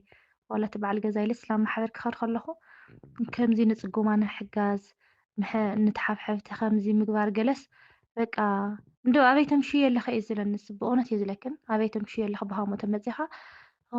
ከይድካ ዋላ ሓደ መዓልቲ ቅልቅል ኢልካ ዘይትመፅእ ዘይትሰርሕካ ዋላ ለይትመፅእ ምሕዳረይ መዋዕለይ ኣይፈቅዱን እዮም መወዳት መቸስ ትፈልጣ ኢኻ መንፈሳዊ ይኹን ዓለማዊ ምንም ኣይፈቅዱን እዮም ግን ከምዚ ስኢልካ እንትን ትኾንካ ማእምን ትኾንካ ካብኡ ትሓድር እምበር ከመይ ኢላ በዓልቲ ሓዳር ኣብኡ ትሓድር ዝብል እንትን ስለለለዎም ወይለ እሱ ኣብዚ ተዘይሓዲሩ ኣብ ካሊእ ወይ ናብ ስድርኡ ምሕዳር ተኸይዱ ገለመለ ኣብኡ ሓዲርካ ክትመፅእ ምንም ኣይብልን እዩ ወይለ ዝኾነ ስራሕ ተሃልየ ገዳሲ ከምዚ መርዓ ዝሓልፍ ኣብኡ ተኮይኑ ጉዳያት ተሃልዩ በዓላት ተሃልዩ ገለ በቃ ከይድ ደሞ ሰሪሕ ክንዒ ገለታት ናይ ማል ኣለዎ እዩ ዝቃወመኒ ሰብ ኣይኮነይ እና ዋና ነገር ግን ናይ ድልየት ለይ ንፅጉማት ምሕጋዝ ከምዚ ብጣዕሚ ደስ ዝብሎ ማለት እዩና ኣስኡና መንፈሳዊ ኣፍልጦ እንድሕልለዎም ኮይኑ ከምዚ መንፈሳዊ ግብሪ ብጣዕሚ ደስ ዝብሎም እንድሕር ኮይኑ ካብ ማሕበርና ክንርሕቕ ኣይንኽእል ማለት እዩ እና ፍቅራት ኣሕዋተይ ዋና ነገር ምርጫና ኣብ መንፈሳዊ ወዲ ክኾን ኣለዎ ማሕበርና ክነገልግል እንድሕር ኮይና እቲ ነምፅኦ ኣዳመይ ንብሎ ንሕና መንፈሳዊ ኣፍልጦ ክህልዎ ኣለዎ ማለት እዩ ፍቅራተይ ምክንያቱ ሲ መንፈሳዊ ኣገልግሎትና ማሕበርና ብሓደ ክነካይዶ ንኽእል መንገድስ በቃ ንሱ እዩ ተኣዳመይ ንብሎ ቤተሰብና ኣሕዋትና ምንም ኣይገብሩናን እዮም ንሱ እንድሕረ መንፈሳዊ ኣፍልጦ ሃልይዎ ኮይኑ ቃ ንማሕበርና ዘለና ፍቅሪ ማንም ኣይክልክለናን እዩ የግዳስ እሱ እኳስ ምሳና ኮይኑ ኣብ መርዓት ሃልዩ ኣብ ናይ ነዳያን ከይዱ ምሳና ይሕጎስ ከዛብ ናብ ሙሉእ ተሪኢኻን በቃ ደስ ኢልዎ በቃ ምሳና ውዒሉ እቲ በዓል ገዛ ይዋላና ከምዚ ተኮይኖም ደስ ይብሎም እዩ። ሓደ ሓደ እኒአው ግን በቃ መንፈሳዊ ኣፍሉጦ ኣለዎም ይመስሉ ግን ከዓ ዘየለው እንታይ ትገብሪ ኢኽ ናብዚኦም ትኸዲ በቃ ና ከምዚኦም ዘላ ሰባት ኣይተሓወሲ ኣረ በተለይ ነፍሰ ፆር እንድሕር ንእሽተይ ሒዝካስ እዚ ሕዝኪ በቃ ንምንታይ ላብኡ ትሕወሲ ከምዙ ዝውለድ ቆልዓስ ንዖም መሲሉ ዝውለድ ዲና መሰሎም ወይለ እንታይ ብቻ ኣምላኽ ዋንኡ ግን በቃ ናብኡ ክትኸድ ወይለ ቆልዓ እንድሕር ወሊድ ካለ ወዲ ላብኡ ሒዝክለይ ትኸዲ ምናምን ኣሎ በቃ እኽልና ከምዚ እንትን ማለት እዩ ኣብኡ ዘሎ ፅርየት ኣብኡ ዘሎ ምግቢ ፍጹም እዩ ዘይራኸብ ብእውነት ዝለክን ፅፍፍ ዝበለ እዩ ግን ከምኡ ዝብሉ ኣለዉ ሲስተረይ ኣላ ብእውነት እየ ዝብለክን ዋላ ስማ ብዘይገድስ ግን እንታይ ዝኾነ ግዜስ ምሳይ ትመፅእ በቃ እንትናስ ምሳይ ትመፅእ እሞ እንታይ ትብለኒ ዋ ዝኾነ ኮይኑ እንጀራ ከይተብልዕ እያ ኣብኡ ምናምን ትብለኒ ከኣስ ዋ ከምዚ እኮ እዮም ምናምን ኢለ የርእያ እሞ ድንቕ ኢላ ድሓርስ ወይ በስመ ኣብ ይቕረበለለ ኢላ ስለዚ ማዕረ ክንድዚ እዩ እና እታ ቀንዲ ዝላስ ኣብ ምርጫና ኣብ መንፈሳዊ ሂወት ኣፍልጦ ዘለዎ ክኾን ኣለዎ እየ ዝብል እዚ ይመስል ጸጊ ብዝሕልኪ ትዋየ ናይ ኣገልግሎት ዘመንክም ይባረኽ ሓደርኩም እግዚአብሔር ኣምላክ ይባርከልኩም ናብ ካሊእ ሕቶ ከብለክና ስደት ነርኺ ንዓዲ ምስ ተመለስኺ ዝኸብደኪ ነገር እንታይ ነይሩ ማለት ምስኺ ዘይተፀበኽዮ ነገር ንዓና ኣብ ስደት ንዘለና ኣሕዋትከ ንዓዲ ከይተመለስክንሲ ከምዚ ግበራ ትብልና ነገር ተሃልዩ ካብ ተሞክሮተይ ያካፍልና ድሕሪ ስደት መልሲ ዝኸበደኒ ነገር እንተሃልዩ ከምቲ ኣብ ላዕሊ ዝገለጽኽዎ ካብ ዘይተፀበኽዎም ሰባት ዝበፅሐኒ ፈተናታት ንዓይ እሱ ንምቕባል ብጣዕሚ ዝኸብደኒ ነይሩ የእውነት እየ ዝብለኩምና ብጣዕሚ ዝኸብደኒ ነይሩ ማለተይሲ ካብቲ ፅበዮም ሰባት ወይ ድማ ካብ ሕብረተሰብ ወይ ካብ ደቂ መንደር ካብ ካልእ ነገራት ዝገጥመካ ፈተናታት ንምቕባል ማየሸግረካን እዩ ኣይጎደእካን ኸማን ግን ካብ ዘይተፀበኻዮም ሰባት ፈተና ከጋጥመካ ከሎ ብስሩ ካብዚኦምስ ከምዚ ዓይነት ፈተና ኣጋጥመኒ እዩ እሞ ከዓ እቲ ፈተና ስልሒ በቃ ብጣዕሚ ዝኸበደ ነገር ኮይኑ ክፀንሐካ ከሎሲ ንዓኻ ብጣዕሚ እዩ ዘሸግረልካና ዝኸበደን ነገር እንተሃልዩ እሱ እዩ ነይሩ ማለት እዩ እና ንዓኻትን እውን ቅድሚ ዓዲ ምእታይኸን ወይ ደሞ ቅድሚ ዓዲ ምእታይኹም ከምዚ ገበሩ ክብል እንተኾይነ ቀዳማይ ነገር ኣብ ዓድና ዘሎ ነገር ፈተንኡ ብጣዕሚ ክንፈልጦ ኣለና ማለትሲ ካብ ሓደን ክልተን መቸስ ብዝተፈላለየ ሚድያታት ኣሕዋትና ደቂ ኣንስትዮ ይኹን ደቂ ተባዕትዮ ዘሎ ክሕደታት ድዩ ወይ ደሞ ዘሎ ፈተናታት ድዩ ኣብቲ ዓድና ንሪኦ ኣለና ንኾን ኢና እና እና ፍቁራተይ ካብ ሰብ ክንመሃር እኒአና ኣነሲ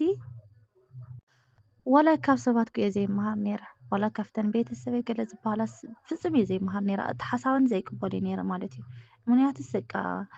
ካብኣቶም ስለ ዘይፅበዮ ዝነበርኩ ብስርዓት ጭራሽ ኣይቅበልን ነይረ ዋላ ሓፍቲ ነበረት በቲ ማሕበር ትፈልጣን እያ ክንኩለኸና ከምዚ እዩ ዓዲ ዘሎ ሕብረተሰብናስ ከምዚ እዩ ንባዕሎም ከምዚ እናሰርሑ ንኣና ግን ከምዚ ይገብሩና ኣለዉ እና ኣይትእመኖም ንባዕል ክንኾና ንዓርሲ ክንኾና ክትብለና ከላሲ እንታይ ክባ ሰብስ ሓውን ስድርኡን ክሕግዝ በቃ ትቃወሙ ነገር ዝዓይነቱ ይመስለኒ ለዋላ ኣነስ ይምልሰላ ነይረ እየና ለከሳ ኣባይታ መፅያ ኣብቲ ዓዲ ኩሉ ነገር ስለ ትሪኦ ነበረት እምበር ኣሕዋታ ፀልያ ወይ ቤተሰባት ፀልያ ወይ ንዓና እንትንደ ሕማቕ ሓሳብ ክንሕድር ደልያ ኣይኮነትን ነይራ ለከ ግን ኩሉ ነገር ኣብ ባዕልካ ተዘይወፂሑ ሓደ ሓደ እዩ ካብዚ ዝመሃር እምበር ሓደ ሓደ ከምዚ ከማይ ደንቆሮ መቸስ ካብ ሰብ ዘይመሃር እውን ኣሎ ኢና በጃኽን ካብ ሰብ እውን ተምሃራ ክብለክን ይፈቱ ብእውነት እዩ ዝለክን ኣብቲ ማሕበረሲ ምኩሕቲ ዝነበርኩስ ዳርጋ ኣነ እየ ክብል ይኽእል ብከምኡና ብካሊእ ተዘይኮይኑስ በቃ ብሕዋትካ ብቅርቢ እንትንኻስ ዝመፅእ ፈተናታት ኣሎ እዩ ኢለ ስለ ዘይኣምን ንምቕባሉ ብጣዕሚ ስለ ዘሸግረካ እና ካብ ሰብ ተምሃራ ክብለኩም ይፈቱ ከምኡ ኣብኡ ኣለኹ ሓደ ነገር ክብሎ ዝደሊ ብናይ ስጋዊ እንትን ማለት እዩ ንስጋዊ ነገር ክን ዝጠቕመክን ወይ ደሞ ዝጠቕመኩም በተለይ ከም ደቂ ኣንስትዮ መጠን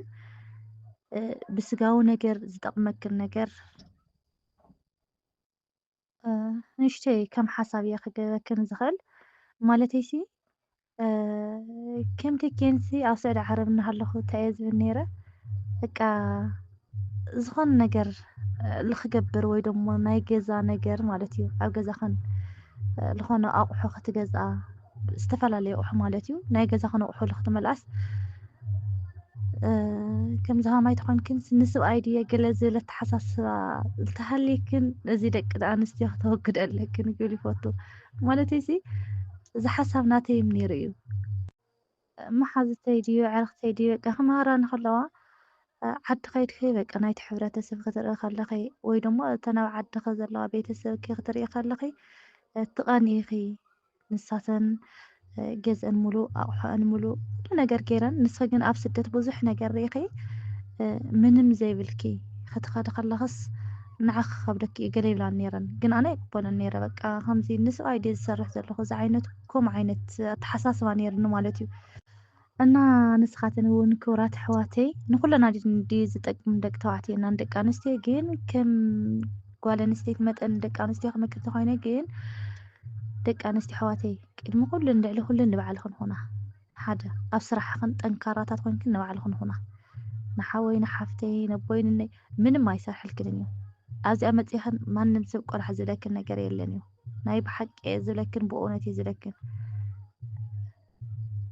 ሎሚ ሓወይ ሓወይ ሎሚ ሓፍተይ ሓፍተይ ጓለይ ጓለይ ልብለክን ፅባሕ ጥራሕኽን ተኣትይኽን ማንም ዝመልአልኽን ነገር የለን ንሱ በቃ እቲ ሓወይ ዝብለክን እቲ ሓፍተይ ትብለክን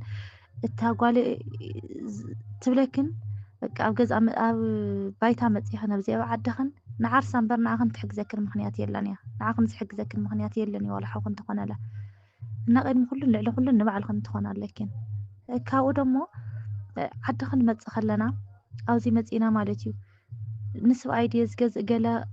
ኣይንብል ማለት ኣብኡ ኮይና ሲ ሓደ ሓደ ነገራት ኣቑሑታት መሊእና ክንመፅእ ኣለና ኣብዚ ዓዲ እዚ ተመፂኻ በቃ ሓደ ግዜ መንፈሳዊ ስላብለይ ይኾን መንገዲ ኢና ንወስዶ ማለትስ ቃይ ኣኽልኒ ተመስገን ኣብዚ ዓዲ ዝኾይንካ ውስዕ ድማ ኩሉ ነገርካ ሃፍታም እዩ ዝመስለካ ንባዕሉ በቃ 30,000 40,000 ተሃሊካስ በቃ ከምዚ ሃፍታም ገዛ ተሒዝካስ ከምዚ ሃፍታም እዩ ዝመስለካ ግን ስሕተት እዩ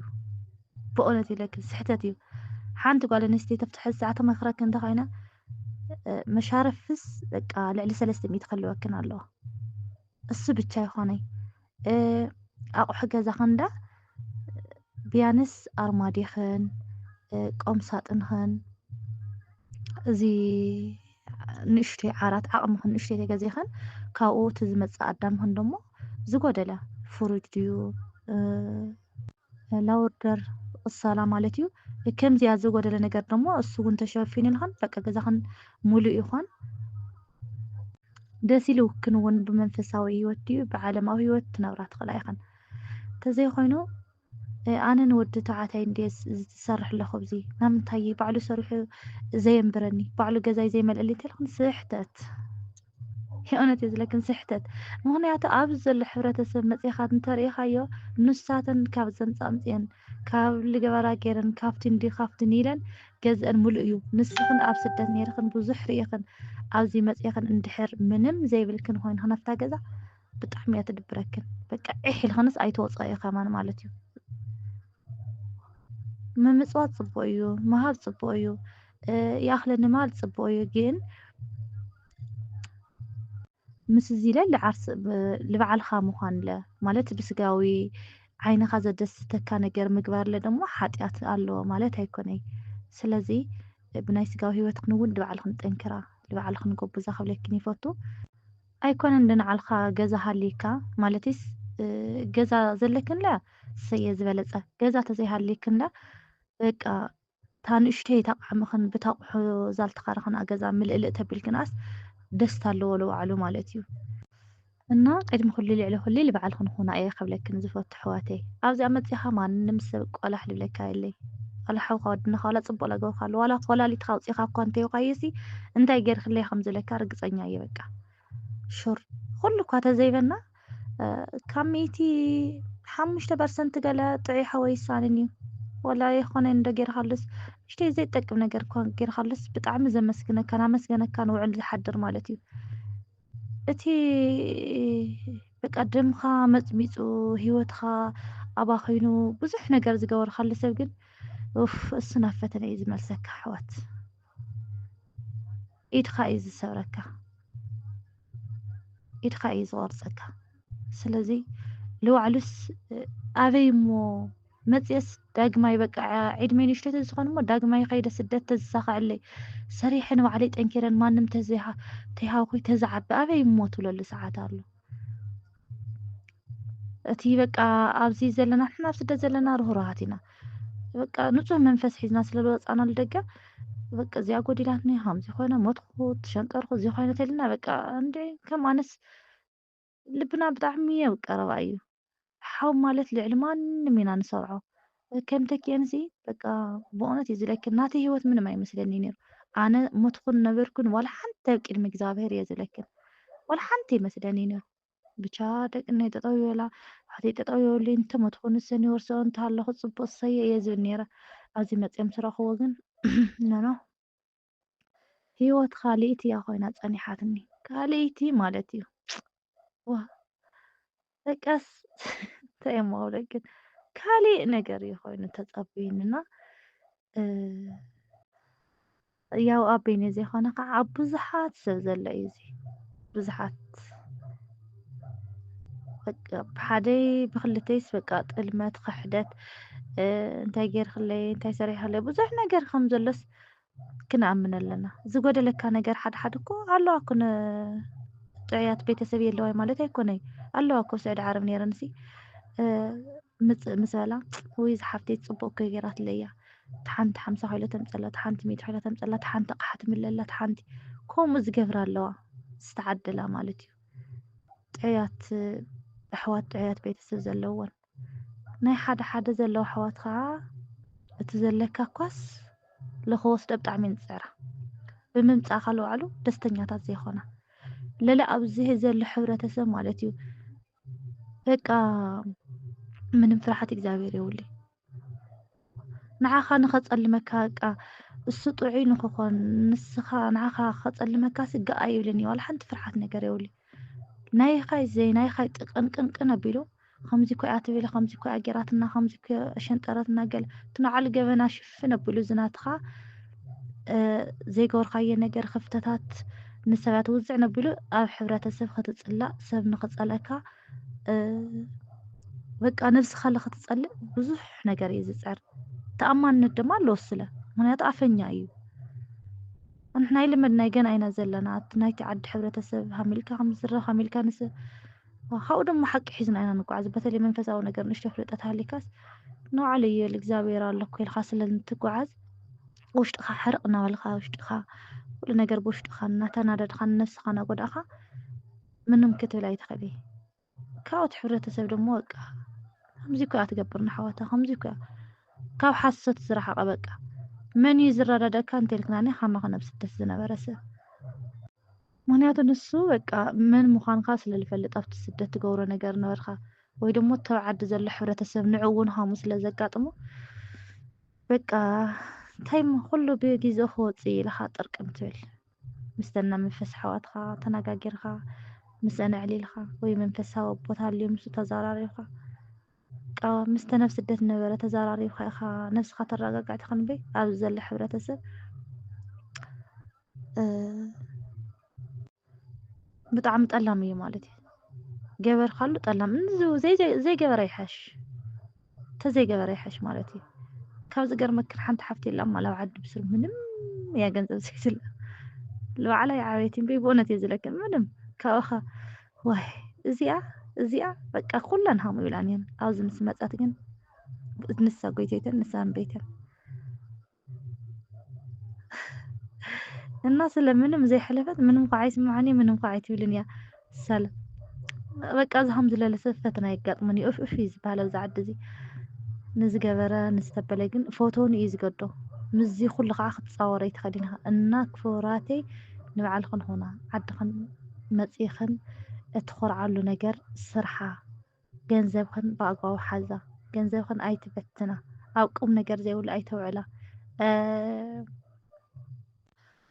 ካውለ ካብዚ ሽኤን ምናምን ዝበሃል ነገራት እሱ ዝክዳውንቲ ምጥላብ ገለለ ምንም ኣይረብሐክን እየ ዓድና ለኪን በቃ ንሱ ፅቡቅ ክዳውንቲ ስለለለው እዚ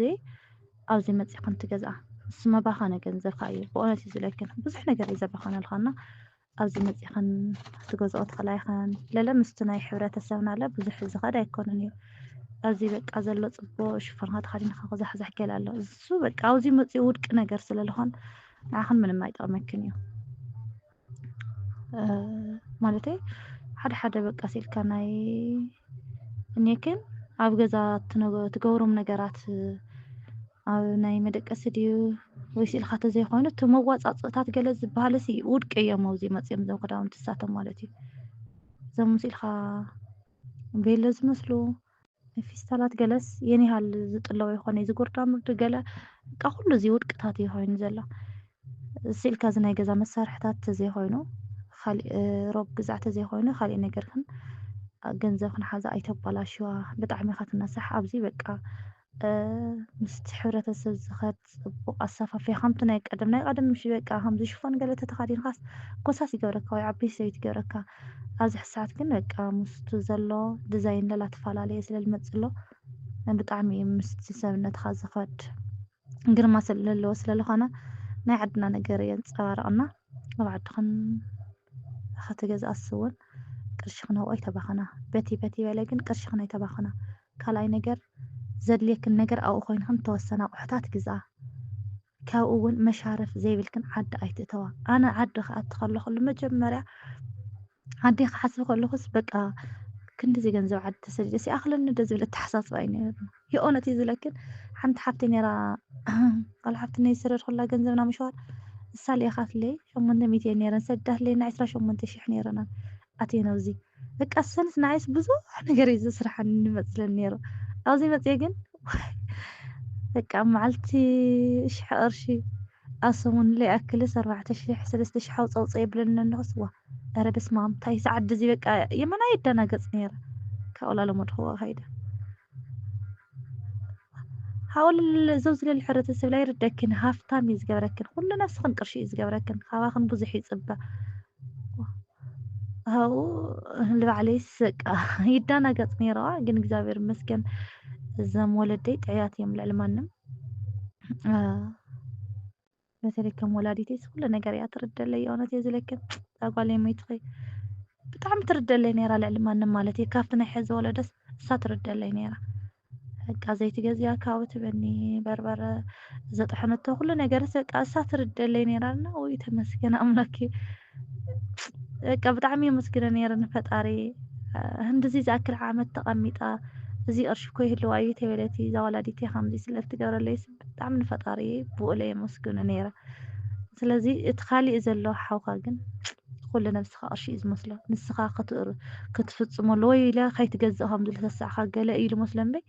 ቅርሺ እኮ ይብላኝ ገንዘብ እኮ ይብላኝ ለኣና እኮ ከምዚ ዳገርና ነይራ ቀባና ሰንክ እኮ ኣውዚ ታሪፋ ምናምን ገለ ዝበሃለ ተሓሳስባ ጭራሽ ዘየላ እና ፍቅራተይ እዚኣ ክብለክ ምስፈቲ መሻርፍ ክንለሓዛ መሻርፍ ምትሓዝ ብጣዕሚ እየ ገዳሲ የእውነት እየ ዝለክን ብጣዕሚ እየ ገዳሲ ናዚ መስል ከምቲ ክውለድ ዘለኹ እኳ ይኾነ ገሊፀ እየ ዘለኹ ግን نشتي كاوست تردي خن بعد خن استخاخيل خن تتردى خن أمو تتطعم خن على بالبلية زكي وزحلكي تيتواي لو قالي حتو كبلكنا قرما حدر مسرات خيزنا ولكت حساسونا مسأت خيو كم زي مثلا النير وزول خي نجر على دواجم زي تطبخي نجر كن خلي وي قرما حدر مسرات خي قال حساسونا يركزي وحدر مسأت خان دي خمزي دي ونعمل كي خم نختب لزجبرك نجار تهليو أكافلنا إحنا ممكن نمهرلو إذا حتى زي نغم اللسا بتعمي أتخبد مالتي سلت حرف إنه هالتي مالتي كم تقول لهم تفضوا وسي حضرت مسرة كل ساعات أبز 4 ساعات ስለዚ ኣብ ከይዲ ብዝዛረቦ ነገር ክኾን ኣለዎ እምበር ኣብዚ ሕዚ ሰዓት ሲ ትማሊ ዝተመስረተ ሓዳር ሎሚ እዚ ፅቡቅ እዩ እዚ ከዓ ጎደሎ ኣለዎ ወይ ድማ ቅድሚ ሓዳር ዝነበረ ኣተሓሳስባ እዚ እዩ ሕዚ ግን ዘይተፀበኽዎ ነገር ኣጋጢሙኒ ኢለ ክናገርስ ይኸብድ እዩ ማለት እዩ። ዘጋጠመ ነገር ኣሎ ማለት ኣይኮነይ ግን ከም ዝበልክዎስ ሓዳርስ ቀሊል ነገር ኣይኮነይ ወይ ድማ ሓዳር ጥጡሕ ኣይኮነን እና እዚ ሕቶ ንዞም ኣብ ሓዳሮም ፀኒዖም ኣብ ውሉድ በፂሖም ዒድመን ወሲዶም ብዙሕ ግዜ ዝገበሩ ንዓኣቶም እያ ትምልከት እምበር ንዓይስ ንእሽተይ ተሓቲተ ነዚ ሕቶ እዚ ንክምልሶስ ይከብደኒ እዩ ከም ተኪአና ተገደደስ እዚ ሕቶ ኣብ ቀፃላይ ኣብ ከይዲ ዝምልሶ ነገር ግዜ ምስ ወሰድኩ ናይ ሓዳር ፈተኑ ይኹን ፅንዓቱ ኩሉ ነገር ምስ ረአኽዎን ምስ ከድኽዎን እየ ስለ ሓዳር ክዛረብ ዝኽእል እምበር ሕዚ ስኢልካ ትማሊ ዝተጀመረ ሓዳር ሎሚ ከምዚ ቅድሚ ሓዳረይ ከምዚ ይሓስብ ነይረ ድሕሪ ሓዳረይ ግን ዘይተፀብሖ ከምዚ ኣጋጢሙኒ ገለታት ኢለ ንክገልፆስ ይከብደኒ እና ፍቅራት ኣሕዋተይ ቄራዮ በልኩም ግን ነዛ ሕቶ እዚኣ ንክምልሳ ብጣዕሚ እያ ትከብደኒ ዝኸበደኒ ከም መስለኩም ንኹ ገና ጀማሪ ስለ ዝኾንኩ እየ ይጅመር እዩ ዘሎ ሕዚ እምበር ኣብ ፍርቂ መንገዲ ኮስ ይበፅሕ ከይ ዘለኹ ነዚ ሕቶ እዚ ከቢድ እዩ እና መብየ እዚ ሕቶ እዚኣ ዝለልኒ ኸ ከም ፍቃድ ኣምላኽ ፀጊ ኣብዝሓልኪ ትተዋየ መቸስ ዋላ ንእሽተይ ግዜ ትኾንሲ ተመክሮ ይስኣኒ ብዝብል ሓቲትናከ ነርናና እሱ ይኹነልኪ እሺ ትተዋየ ማዕረይ ንዝሓተትናኪ ኩሉ ሕቶታት ብኣግባቡ ስለ ዝመለስክልና እግዚኣብሔር ኣምላክ የኽብረልና ኣብ መጨረሻ ንደቂ ማሕበርና ተመሓላልፍ ትደልኢ መልእኽቲ ተሃልይኪ እቲ ክብሎ ዝደለኹ ኩሉ ኢለየ እየ ማለተይ ሲ ከምቲ ዝድለኳ ይገለፅኸ ወይ ግን እቲ ክብሎ ዝደለኹስ ገሊፀየ እየ እና ፍቅራተይ ብቻ ክብራት ደቂ ማሕበረይ ኣብ መንፈሳዊ ሂወትኩም ጠንካራታትን እንዲኹም መቸስ ኣይዞኹም ትበሃሉ ሰባት ይኾንኩም ግን ዓጆኹም ገዛ ትኾኑ ጠንክሩ ብመንፈሳዊ ዓይንና ብስጋዊ ጉዕዞኹም ብኩሉ ነገር ጠንካራታት ትኾኑ እቲ መንፈሳዊ ነገር ናትኮርና እቲ ስጋዊ ሂወትና ለን እንድሕር ነፀልሙቶ ኮይና ፅራሕ ንጎ ዓዲ መፂና ብዙሕ ነገር ዘጣዓሰና ነገር ስለዝህሊ ኣብ ስጋዊ ሂወትና ለ ብጣዕሚ ጠንካራታት ክንኾን እኒአና ማለት ሲ ፅራሕ ንጎ ዓድና ተመሊስናስ ምስዳትና ኮንቱ ምዃኑ ወይ ድማ ዝተሰደትናየስ በቃ እዚ ዘይስራሕ ኮይሉ ዘጣዓሰና ከይኸውን ብጣዕሚ ብስጋዊና ለ ጠንካራታት ክንኾን እኒአና ብመንፈሳውነትና ለ ጠንካራታት ክንኾን እኒአና ክልቲኦም ማሊእና ክንኸድ ኣለና ማለት እዩ መቸስ ስደት ዘኸደና ንስጋዊ ሂወትና ንምዕባይ እዩ ወዳ ካብ ስድራ ቤትና ካብ ዓድና ካብ መረበትና ካብ ቤተክርስትያንና ተፈሊና ዝኸድና ስጋዊ ሂወትና ንምዕባይ እዩ እግዚኣብሔር ኣምላኽ ይመስገን እግዚኣብሔር ፈቂድዎ ግን ኣብ ስደት ከይድና መንፈሳዊ ማሕበር ከምዚ መንፈሳውነት ክንፈልጥ እንታይ ዓይነት ክርስትና ሂወት ክንፈልጥ ዝገበረና ስደት እዩ ስለዚ ክርስትና ሂወትና ለ ላዕበና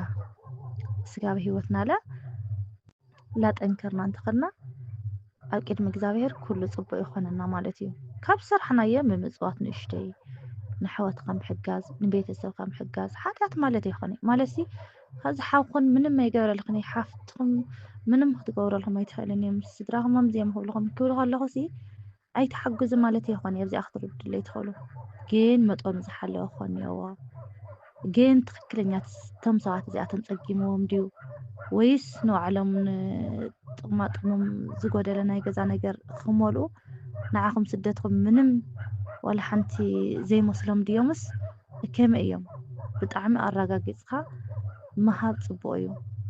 ተዘይኮይኑ ግን ንስኻ ኣብ ስደት ዒድመኻ እናተቆፀረ ንሳቶም ኣብዚ ዝመልኡ ተኮይኖም ንዓኻ እንታይ እዩ ትርጉሙ ወላ ሓንቲ ሰሙን ለኣየ መስዋእቲ ግበር ጌርካ ስርሐለይ ትብል ሓውካ ዝሰርሐልካ ወላ ሓደ የለይ ውስናት ክህልው ይኽእሉ እዮም ካብ 105% ኣይሳኒ በዝሒ ሰብ ግን መስዋእቲ ገይሩ ዝሰርሐልካ የለይ ኣንሕና ግን ኣብ ስደት ኮይና ና 2 ወርሒ ና 3 ዓመት እንታይ ና 2 ወርሕኻ نا 3 ዓመት በተለይፍት ነራት ፀባ ና 4-5 ዓመት ንገብሮ መስዋእቲ ንዕኦም ምንም ማለት ይኾነ ሓንቲ ወርሒ ተጸኒኖም ግን ንሓደ ወርሒ ደሞ ዝኻ ጸጊሙና ሃበና ክትብሎ ሓደ ሓውኻ ለኸምንልኻ ለይመስል እዩ ስለዚ ብና ስጋዊ ነገርና ለ ክንጥንክር ኣለና ብናይ ዓለማዊ ነገር ብናይ መንፈሳዊ ህይወትና ለ ክንዓበለና እና ይዘኹም ገቡ ዝጠንክሩ ደቂ ማሕበረይ ንዓዲ ተኣትው ደሞ ላብ ማሕበርና ተጸንበሩ ኣይትጥፍኡና ኣብዚ ብዙሓት ንኣቲ ሰባት ኣለና ኢና ግን ናብ ማሕበር ዘይንመጽእ እውን ኣለና ስለዚ ናብቲ ማሕበር እውን ተጸንበሩ ፍቁራተይ ካውለ ኣብ በረከትለን ንእሽተይ ብዛ ዘላትና ቃዕሚ እውን ኣይንስነፍ ኣብ በረከት ምውፃእ ንኸም ዝሎ ዘለኹስ ብስጋዊ ብመንፈሳዊ ጠንካራታት ክንኾን ኢና መንፈሳዊ ስጋዊ ህይወትና ንኽዓቢ መንፈሳዊ ህይወትና ደሞ ክነጉድሎ የብልናይ ብዙሕ ተዘይውፃና ንእሽተይ በረከት ኣስራት ዝበሃል እዚኦም እንድሕር ንእሽተይ የማላሊእና ኮይና እቲ ናይ ስጋዊ ህይወትና ደሞ ይጥንክር ማለት እዩ ኣብና ስጋዊ ህይወትና ክንህብ ከለና እኮ ሽሓት ኢና ነውፅእ ኣብ ናይ መንፈሳዊ ግን 50 ዲያ 20 ዲያ ብቃዕምና ስለነውፅእ ልትና ስጋዊ ህይወትና በረከት ይኾነና ስለዚ ኣብኡ ጠንካራታት ክንኾን ኢና ኩለኩም ይፈቱ مسترف بطعمي إزفتكم طعمي إزخوركم فقرات دق محبري نورلي بسلام نفتقد استحقركم دم يرقصكم كلكم يفوتون أنا مترشة محبري زم حلال فوزي أتمثل سلازنارني على محتاج دمو بدقامي بطعمي إزمسكن يا أني لي ጸጉ የብዝሕልኪ ቲትዋየ ካብቶም ኩረኺ ብቕንዕና ስለ ዘካፈልክና ሓሳባትን እግዚአብሔር አምላክ የኽብረልና በእውነቱ ብጣዕሚ ደስ ዝብል ሓሳባት ይኸካፈልክናና ካብቲ ንስኺ ካብቶም ኩረኺ ዘካፈልክና ሓሳባት ሰሚዕና ብዙሕ ነገር ክነስተኻኽል ክሕግዘና እዩ ዝብል እምነት ኣለኒ የእውነትም ተግባር ተውዒልናዮ ክሕግዘና እዩ ንኩሉ ዝሓተትና ክሕቶም በአግባቡ ስለ ዝመለስክልና በስመ ቢስም ማሕበረይ ከመስክነኪ ፈቲ ተሓፍተይ እግዚአብሔር አምላክ ኣብ ቤቱ የጽንዕኺ ናይ አገልግሎት ዘመንክም ይባረኽ ሓደርኩም እግዚአብሔር አምላክ ይባረኸልኩም እሽምባር ፎራስ ስድራ እግዚአብሔር ምስ ሓፍትናቲት ዝነበረና ጻንሒት እዚ ይመስል ካብ ሓፍትናቲትን ካብቶም ምኩራን ብዙሕ ነገር ተማሂርኩም ትኾኑ ተስፋ ገብር ካብቶም ኩራ ዘካፈለትና ሓሳባት ሰሚዕና ኣብ ተግባር ክነውዕሎም እግዚአብሔር አምላክ በጸጉ ይደግፈና ወስብሐት ለእግዚአብሔር ወለወላዲቱ ድንግል ወለመስቀሉ ክቡር አሜን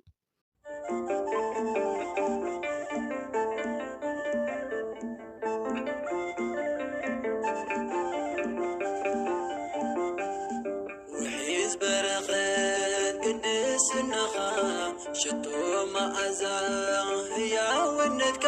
كاستمغرو كبار خني قدوش جورجس كالتفنا عني وحيز برخت قدسناخ شتو مأزا